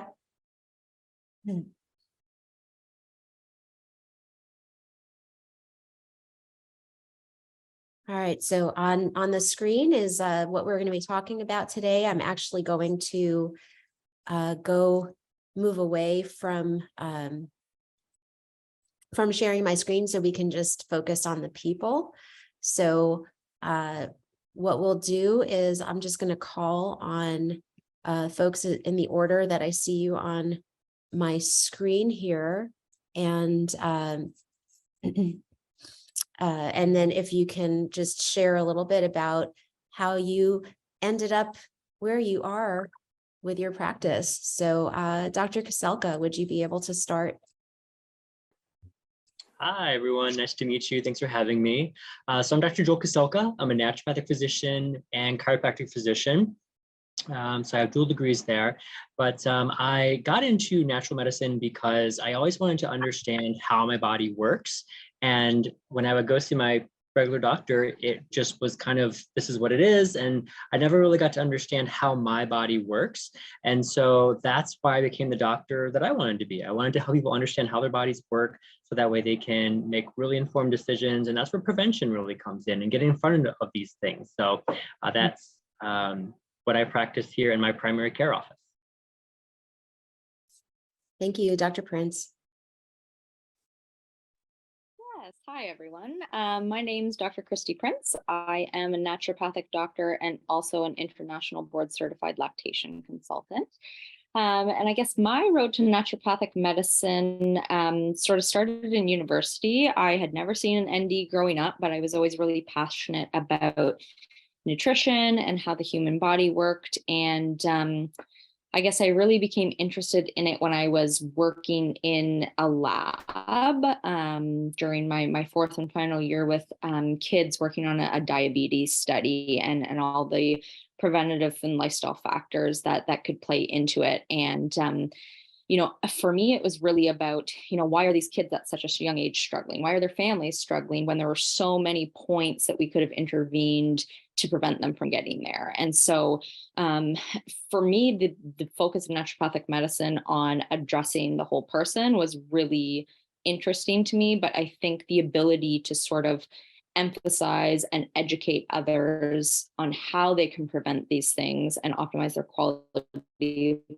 life was really what led their path and continues vision on a day-to-day basis. Thank you. Dr. Peters. Yes, hello, I'm Dr. Sean Peters. I live on Vancouver Island in BC and practice at a clinic here.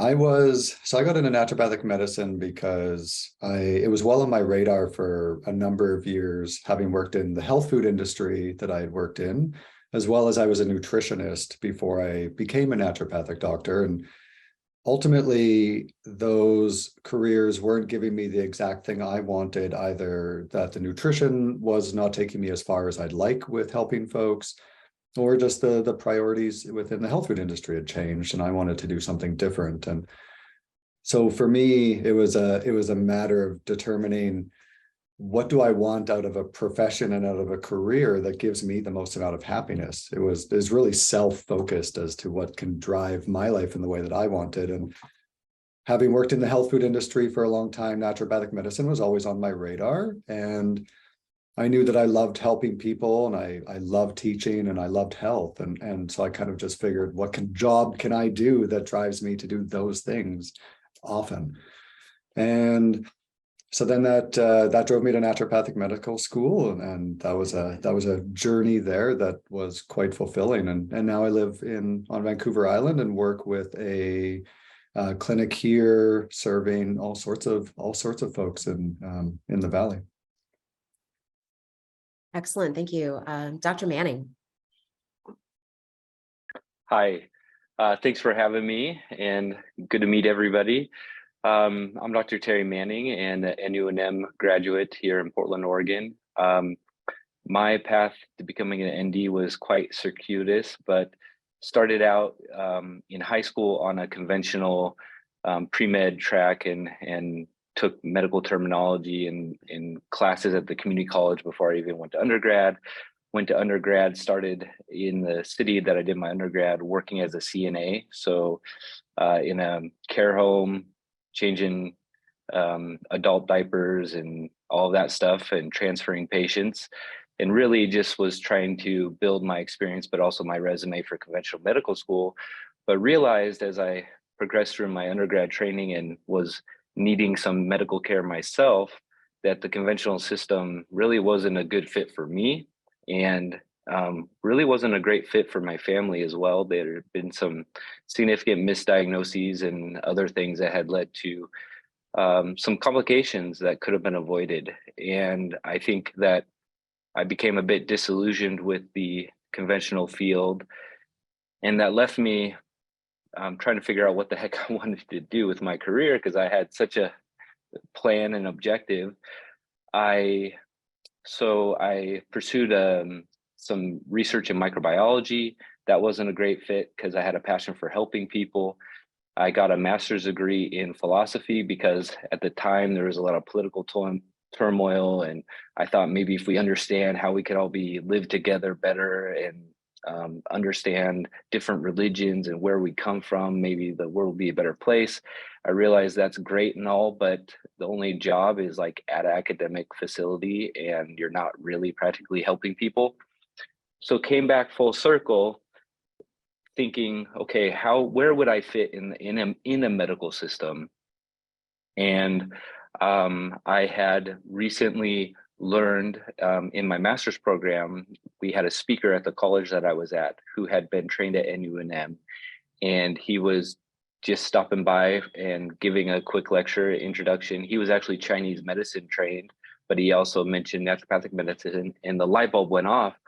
That's what I could do, where I could use my understanding, my philosophical principles, my character traits, my morals and ethics, but you practically use them to help treat people in a system that actually supports health rather than just basically like a pharmaceutical industrial complex. And so was happy that I heard about that and had no idea about naturopathic medicine until then, but fell in love, applied like the next day, luckily got accepted, did my 4 years, did a 3-year residency, and happened to have ended up practicing at the clinic where I was trained as a resident. And so it all worked out, but took a while to get there. Thank you for sharing your journey. Dr. Christensen. Hey, thanks for having me. I'm here representing Sonoran University. I was a member of their first graduating class. I got into that because I was an obese kid. You know, I was teased about that and it sucked. I had seizures and I was horribly uncoordinated and put on a ton of weight and really struggled with just being in my skin, not being comfortable in my skin. You know, I was a nerdy kid and I loved books, and I got into health books and it changed my life. So by the time I was 12 years of age, I realized that your health was going to determine the quality of your life, and that the information you had would determine your health. You know, I had seen doctors and they had meant well, but the things they had done and tried to do weren't really helpful for me. But information and lifestyle changes were. And that made me passionate about really having that as part of a practice and helping others bridge that gap between what could help them and what they knew. I was like Dr. Manning on the track to conventional school, like him in a lot of other ways too. We could talk some other time offline, but I became also, I was talking to some mentors and they told me flat out that, look, kid, you're into nutrition, great, but even if you mean well and help people, that goes against your standards of practice. You can't always do that stuff. And I was kind of, the door closed. I had no way where to go. I was really progressing far toward that. And I stumbled across a magazine that talked about naturopathic doctors. And there's a brand new school opening up in Arizona. And I dove in and happy I did. Thank you so much, Dr. Christensen. So now I'm just going to kind of go in the reverse order and call on you. If you can talk about what your current practice is now, how you got to what you're doing now, and what you love about it. Well, so current practice, I own my clinic still. There are doctors there. I'm involved with their clinical care, not involved with the day-to-day operations. We do rounds on occasion. Most of my time is spent writing and teaching and learning. I spend a lot of time going through primary medical literature. I've got various venues through which I train other physicians, some nonprofit organizations that I found, and I write books. And I'm just super happy about being able to spend time, helping people, making a difference, solving puzzles, figuring stuff out, and having some flexibility in life. So just very happy with how things have gone. Thank you. And you've done really well for yourself. Thank you. Dr. Manning. Great. Yeah.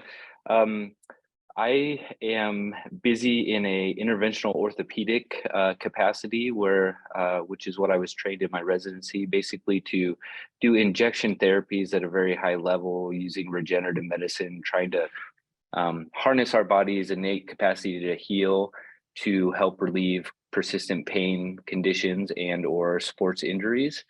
I continued my tradition. I was trained and now I train others, and I have, like Dr. Christensen, founded some nonprofit organizations to help train other naturopaths in this field and really up our level. What I love about my career is that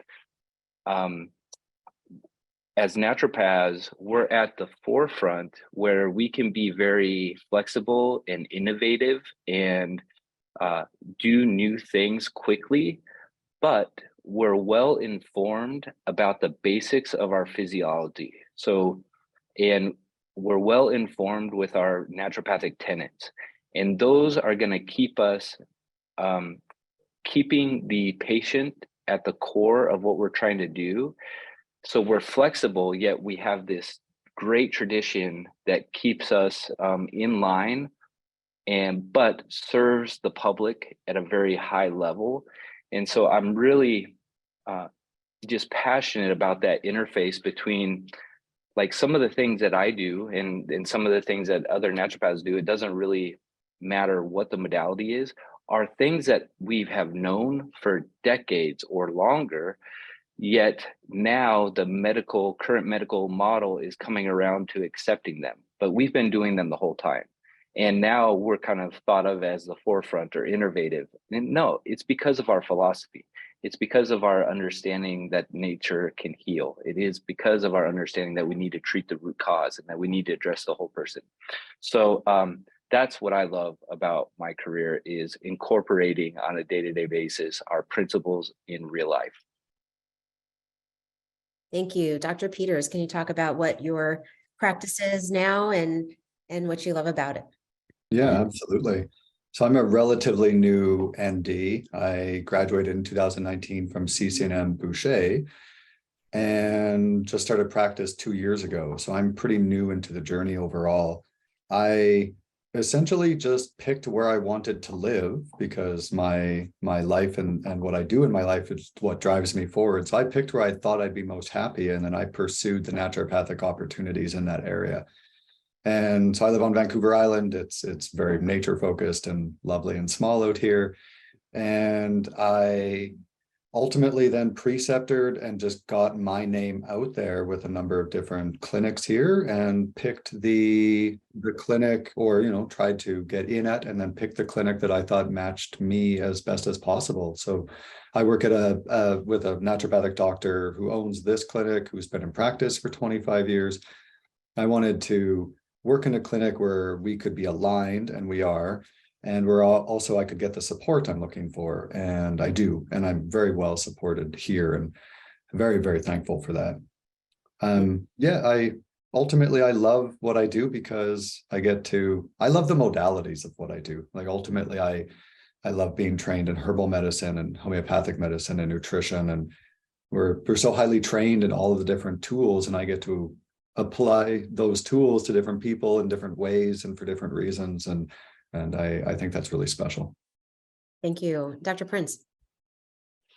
Yes, thank you. So I graduated in 2012 from, you can hear my double duty here in the background as mom and graduated in 2012 from CCNM Toronto. I completed a 2-year residency also at CCNM while I was starting my private practice, and I practiced about an hour east of Toronto in the town I actually grew up in. So it's a little bit smaller, but has had some pretty significant growth over the past couple years. And I feel like my career has changed somewhat every like 5 years or so. So I started renting space in an interdisciplinary clinic for my first 5 years, grew fairly rapidly, had my first child, and then jumped right into branding and owning and running a fairly large interdisciplinary clinic focused in women's health.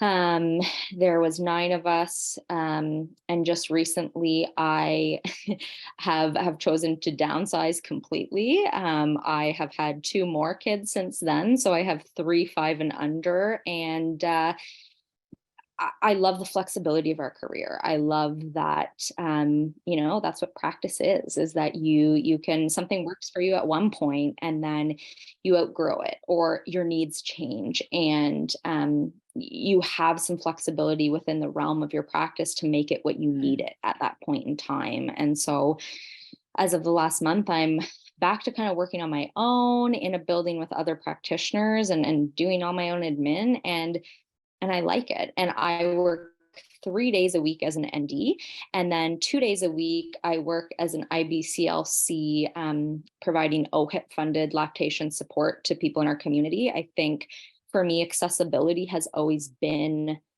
something that I think I struggled with, and not all people who need our care are able to access our care.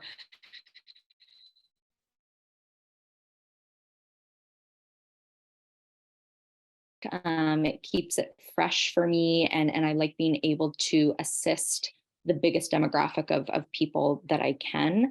I love that the realm in which I work is very accepting of the fact that, I work with women's health, and I am a female and a mom myself, and all 3 of my kids have come to work with me at various points. All my clients understand, if I'm working from home one day, or I have 1 or 2 children attached to me at any one point. So I love the flexibility that comes with our career. And I chose to focus in the area of women's health because I was very passionate about that, but I feel like it is a part in our conventional system that is largely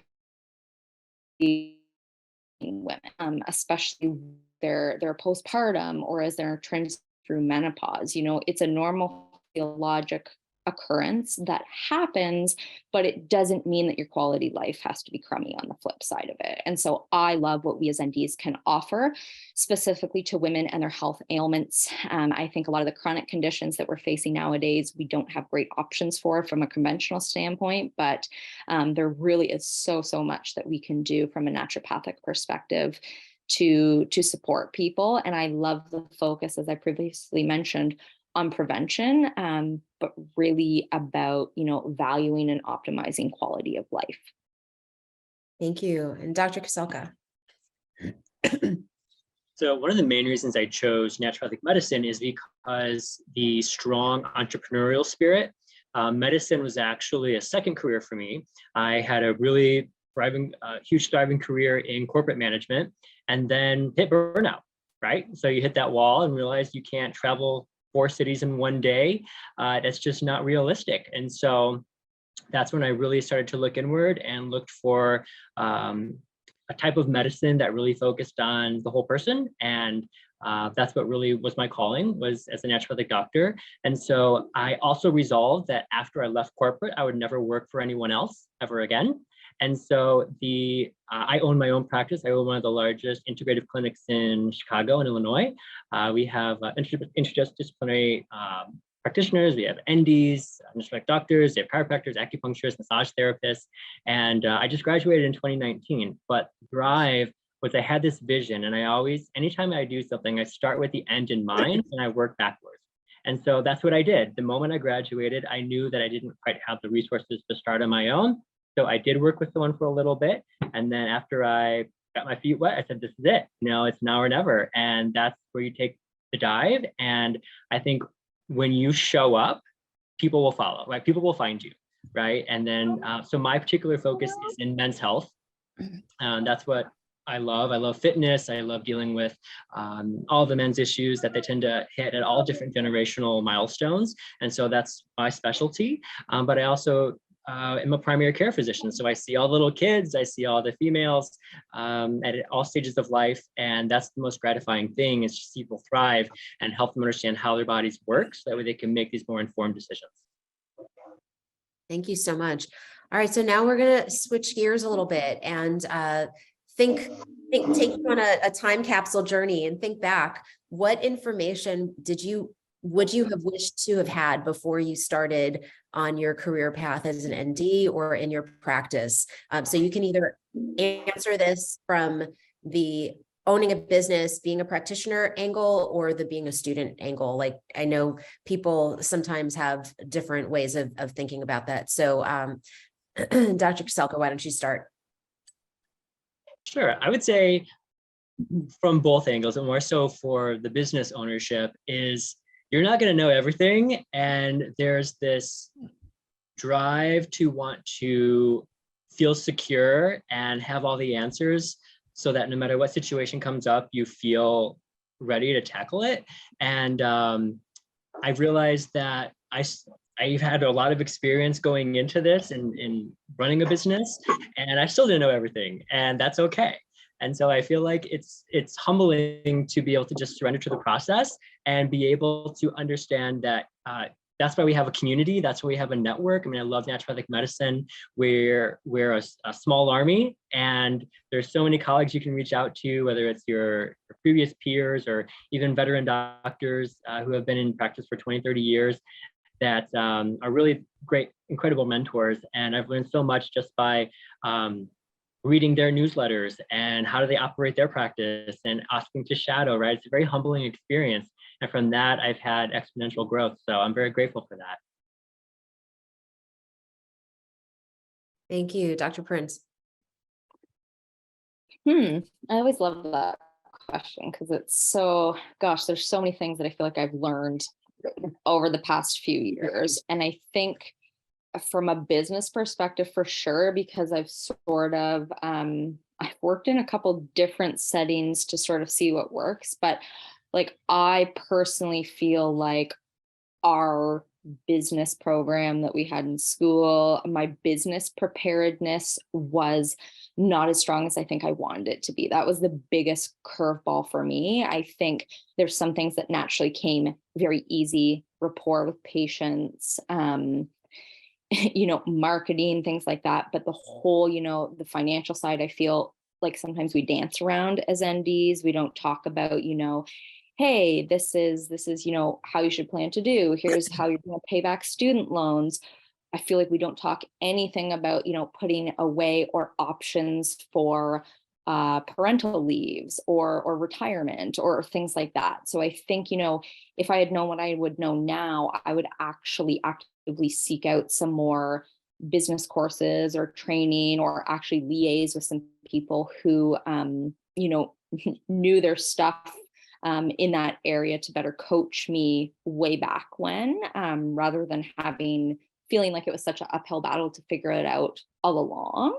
And I think, what I always say to people is, I think sometimes when we start out, we're afraid about the possibility of like niching, right? And I think we feel like we have to be generalists, as some of my colleagues here have alluded to, and that we have to be good at everything and we have to see everybody and we don't want to turn anyone away. And I think that, it's okay to do that. What I've really seen is that if you are passionate about a certain area, you know, what you put out there will come back to you. And I think ultimately, if you choose to focus in an area and you say no or turn some other people away, you know, it's actually a very positive thing, because it tells you where your boundaries are, it tells you where your limitations are, and I think people really appreciate that. And I think when you niche or you're seeing the type of concerns or patients that you want to see, your career is even that much more fulfilling for you. So I think if someone had told me I didn't have to know so much and I didn't have to cater to the masses and solve everyone's problems, it actually would have felt like a lot less pressure over the past several years. Thank you. Dr. Peters.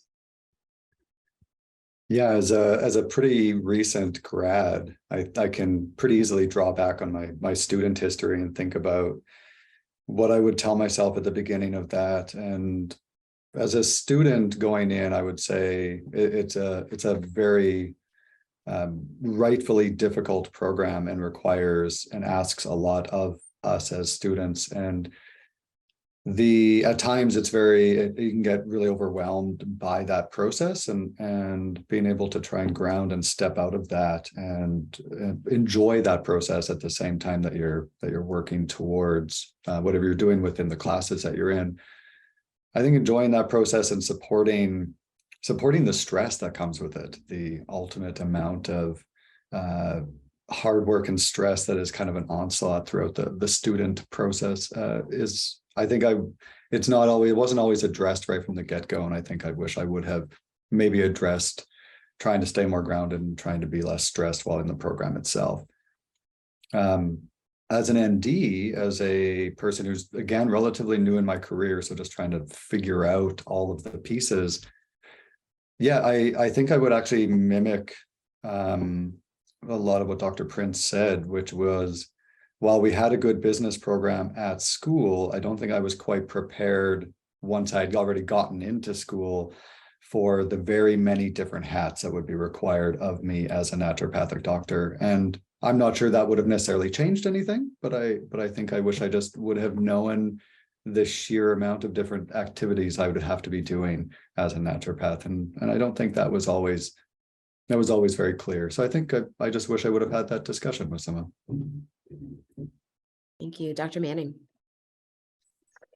Yeah, it's kind of a tough question for me to answer, because I feel like some of the trials and tribulations that I learned along the way, you can only learn through your own experience. And but I'm thankful for them. And if I would have known some of them beforehand, I may not have taken the plunge. But with that, I will say I wish I would have had a little bit better mind of what my intention upon graduation would have been, as in, did I plan to start my own business, or did I plan to work for somebody else or with somebody else? Because I do think that makes a big difference, whether you plan to be an entrepreneur and you want to run a business and you want to run the books, or whether you are somebody like me that doesn't really have much interest in that. I see the value in it for sure, and the potential, because it's there. But starting a family and a wife who's a naturopath as well, I just didn't want to have that responsibility on top of the responsibility of taking care of my patients.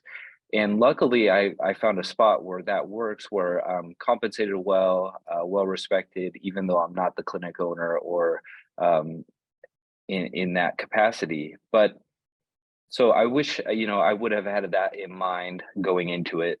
I would say through my experiences, my classmates and my wife and I, a lot of us, we were, kind of worried about, like, what would we end up being when we graduated? How would we pay back our loans? How would we make a living and provide for our families? And the cool thing is, everybody has made it. Like, everybody's doing fine. I'm 6-7 years out, and those of us that went to residency might have taken us a little bit longer to get more established, but we come out well prepared, versus those who started earlier. They're a little more established earlier, but maybe they're not quite as specialized. So there's give and take to both pathways. But it's pretty interesting. I have a very specialized practice. My wife is very broad. she likes her practice, I like mine, we both make it just fine. And so there's a lot of opportunity out there regardless. But if you are planning not to be an entrepreneur, you might want to know that, because you might want to look at the market and look what the positions are like for those who are employed at a clinic, and just kind of keep that in mind.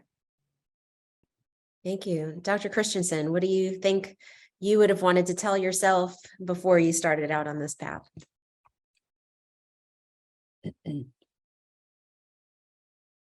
Oh, you're muted.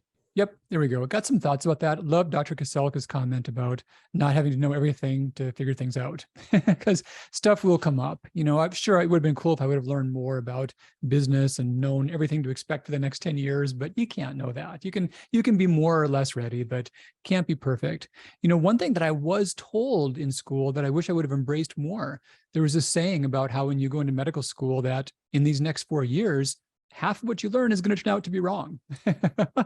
So you run the math on that, and that's basically about 12.5% of your knowledge will be obsolete every year. So it's to do well, to stay current, and then to even innovate beyond that, you want to spend a lot of time focusing in on something and staying abreast of research, just always. So that took some time to get the hang of, but I was told something that had I applied it well enough, I could have acted on that sooner.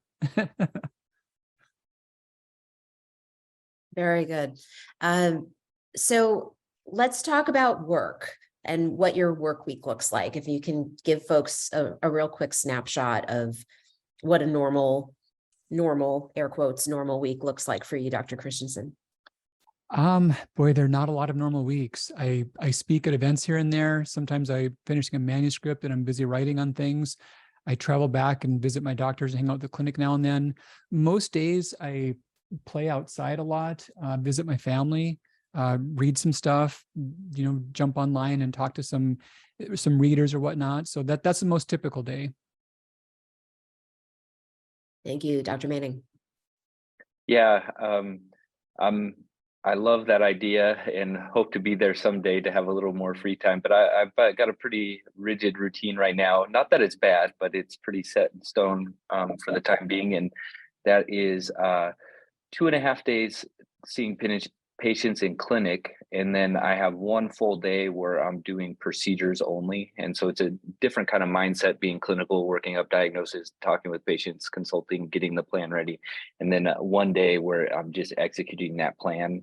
And then I work in an integrative setting where I'm a naturopath, but I work with 3 medical doctor colleagues, and we're all from different specialties. So we have an interventional radiologist, we have a physiatrist, so board certified pain management and physical medicine rehabilitation, and then a family practice sports medicine fellowship trained doctor.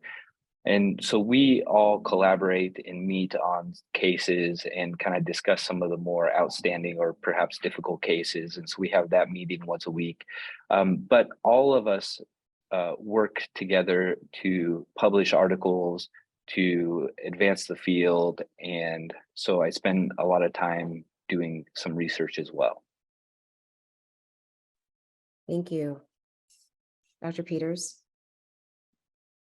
I work for CCNM in the continuing education department, and 1 day a week I work there doing a variety of parts within that position.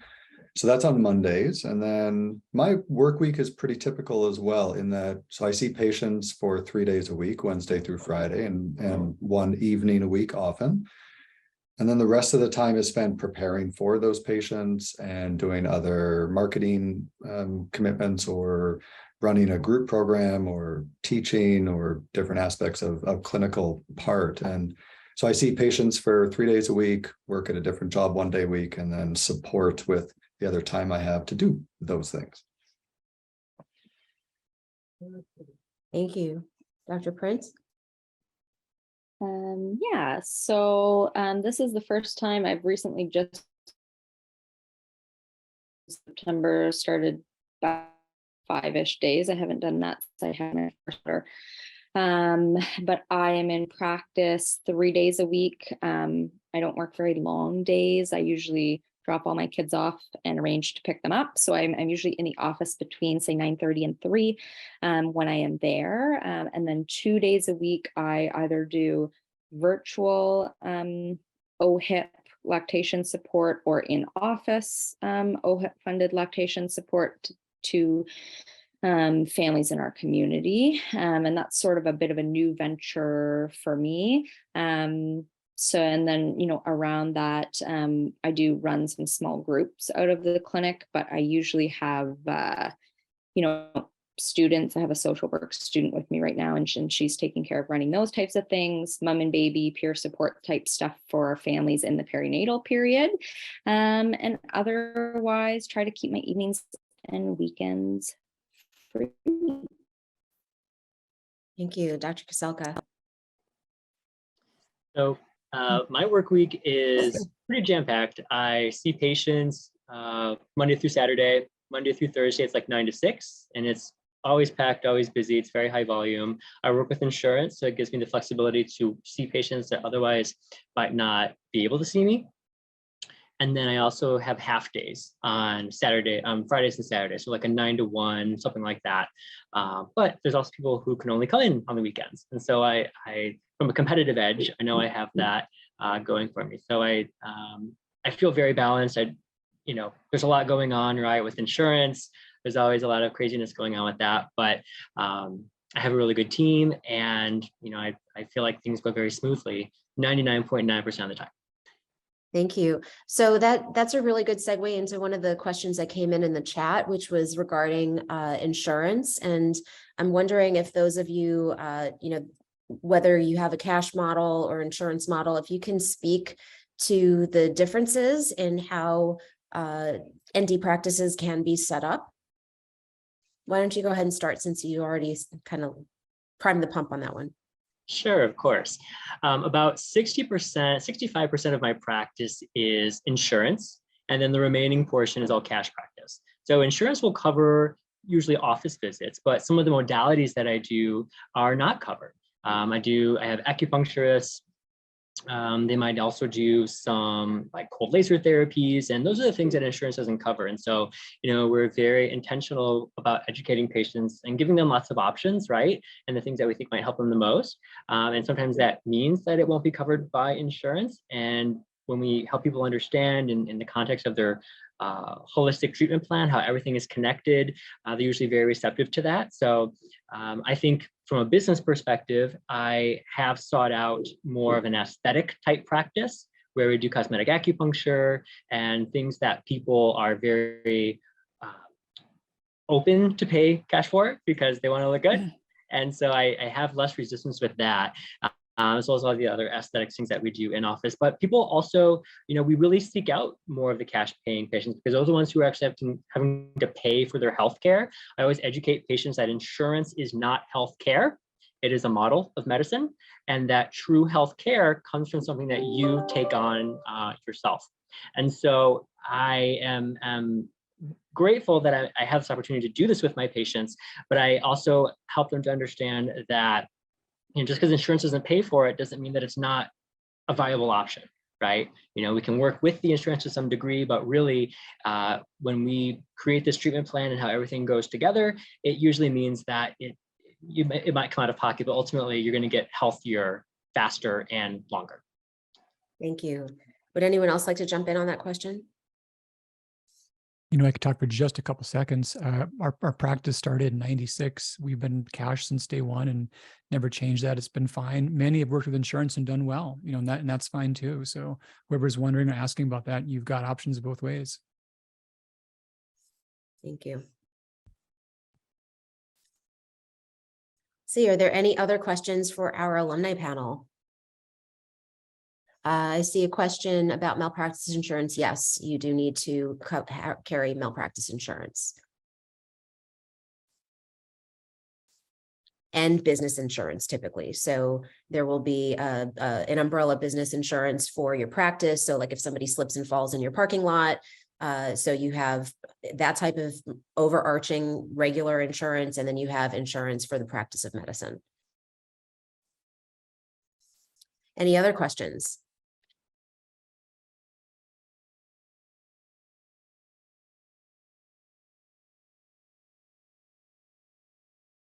All You right. guys have Well, a lot of good resources here. You should make use of it and ask a few more questions. I see a hand up from someone. oh, yes, there is a Who's hand. that? Hi there, Winston. Thank you.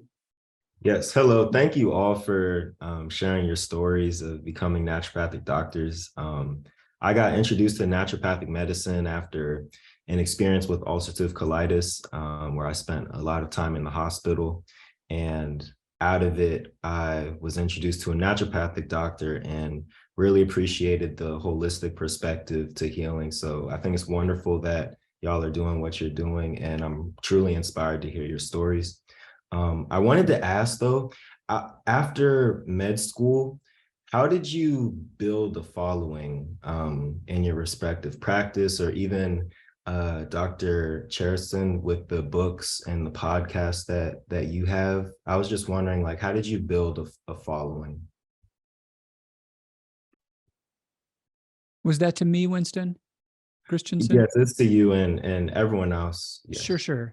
Briefly in starting practice, I did a lot of public speaking, any place that would have me, community events, bookstores, groups as small as a handful or a very small handful sometimes, but tons of those. And over time, it wasn't always immediate, but it built quickly from that. And then referral based, those are the two things. This was so far before internet and social media and whatnot, but that was what worked well then. I think that can still be effective now. Personal connections make a big difference.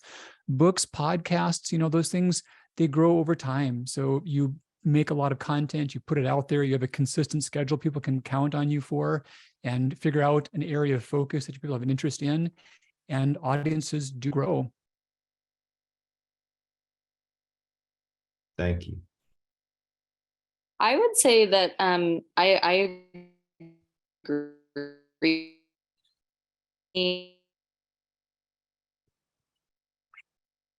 Dr. Prince, your bandwidth is a little shaky here. Maybe if you take away your video, it might Sure, be.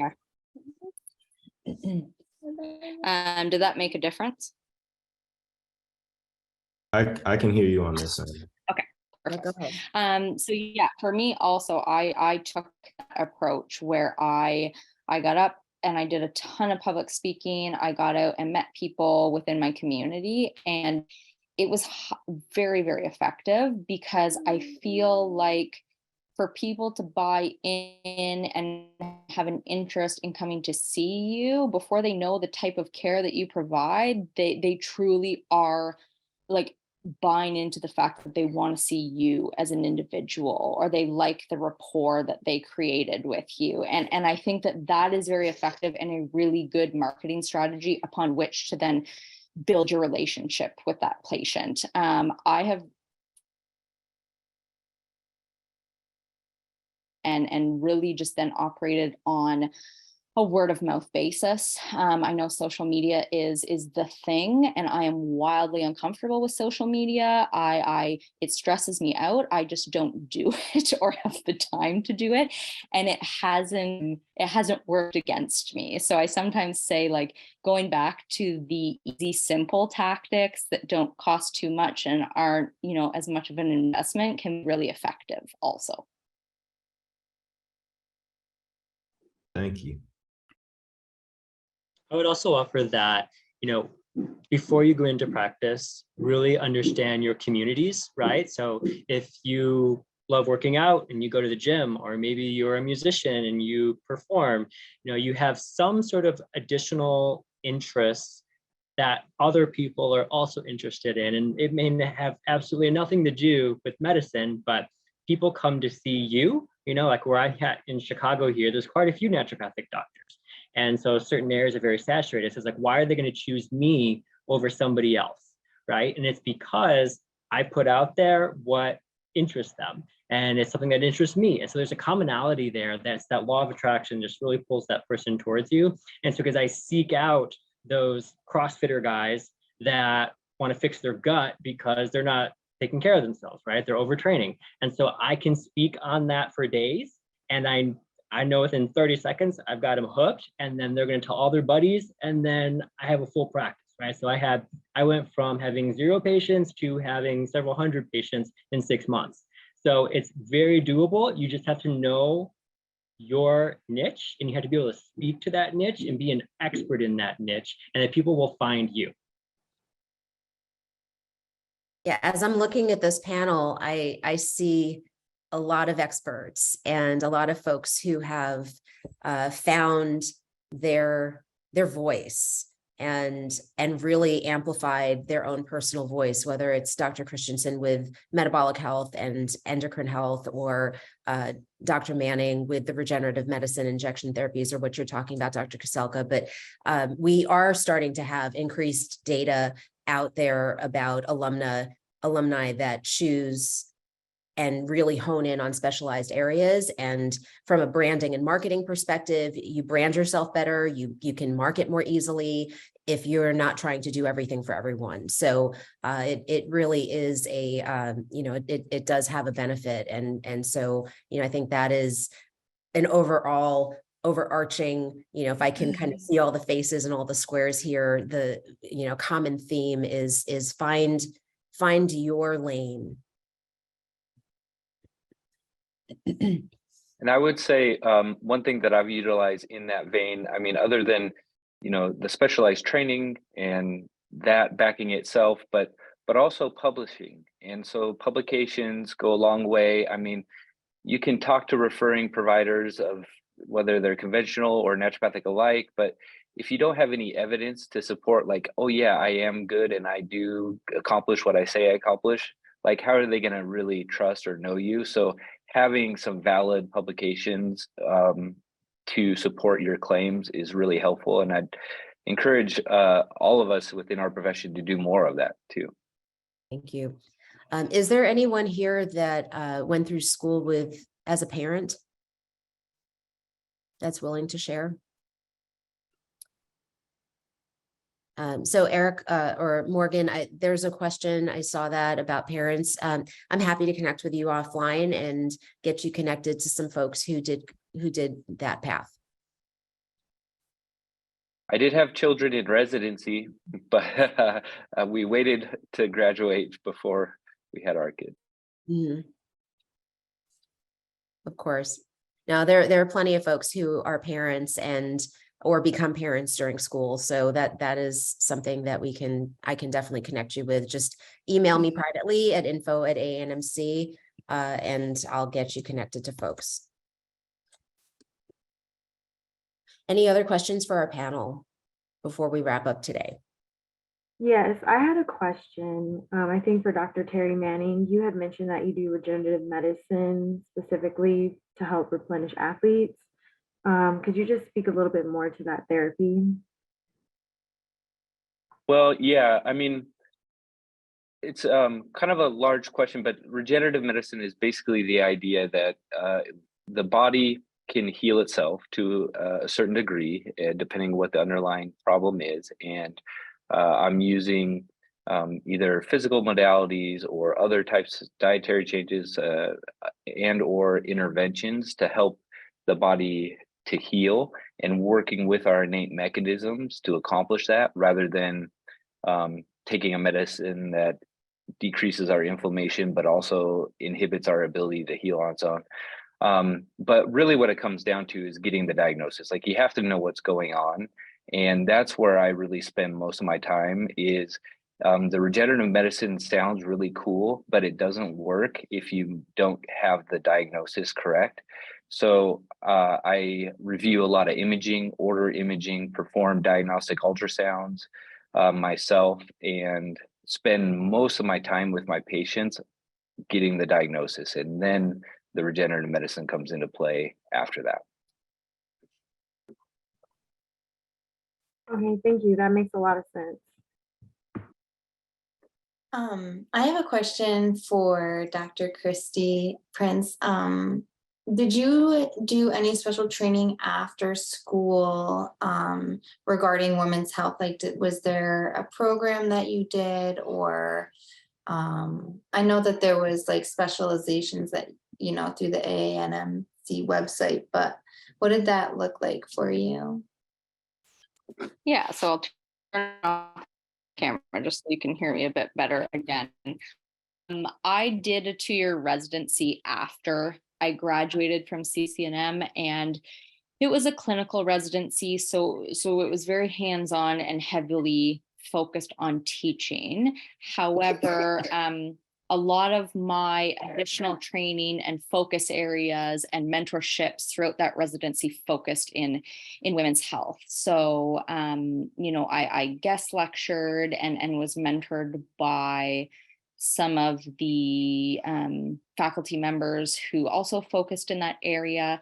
Being a resident, I got some really amazing opportunities to go into like the gynecology departments at some of the major hospitals, Mount Sinai, Sick Kids, in Toronto, and got to sort of preceptor with other allied health professionals. So they weren't necessarily naturopathic doctors, but I feel like it really strengthened my ability to understand the pathophysiology and like assessment and diagnosis, and better support my patients from a referral standpoint. And then at the same time as I was actually finishing off my ND education, I went through and did some additional training in lactation medicine. I completed 1,000 hands-on practical hours worth breastfeeding, chest feeding, milk feeding families.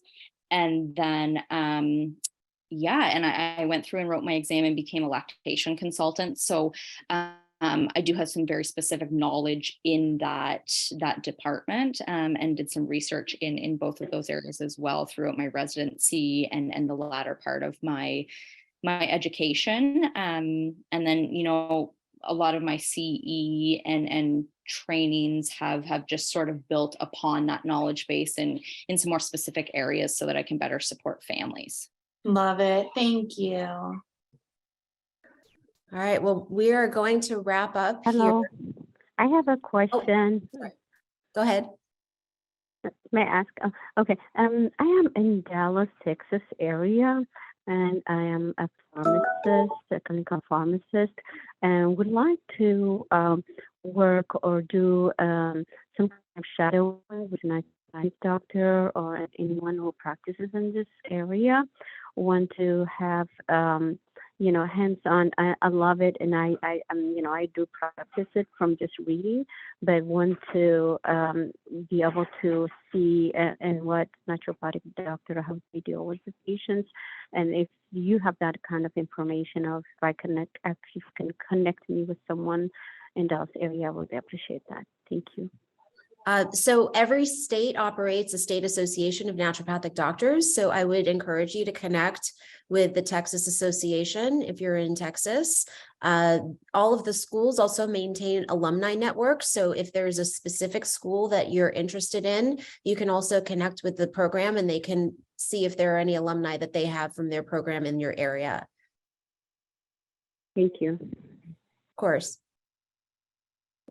All right, well, I see Emily has popped into the chat. If you have further information you'd like from us. Hello? Oh. Yeah. So thank you all for coming. A big hearty thank you to the alums. I know that you've got practices you had to step away from to be here with us. And so I very much appreciate you taking the time. Thank you very, very much for being here and sharing your wisdom. This will also be, it has been recorded, and we're going to be sending this out to all of the registrants as well. So thank you all. And I hope that you have a very wonderful rest of your week.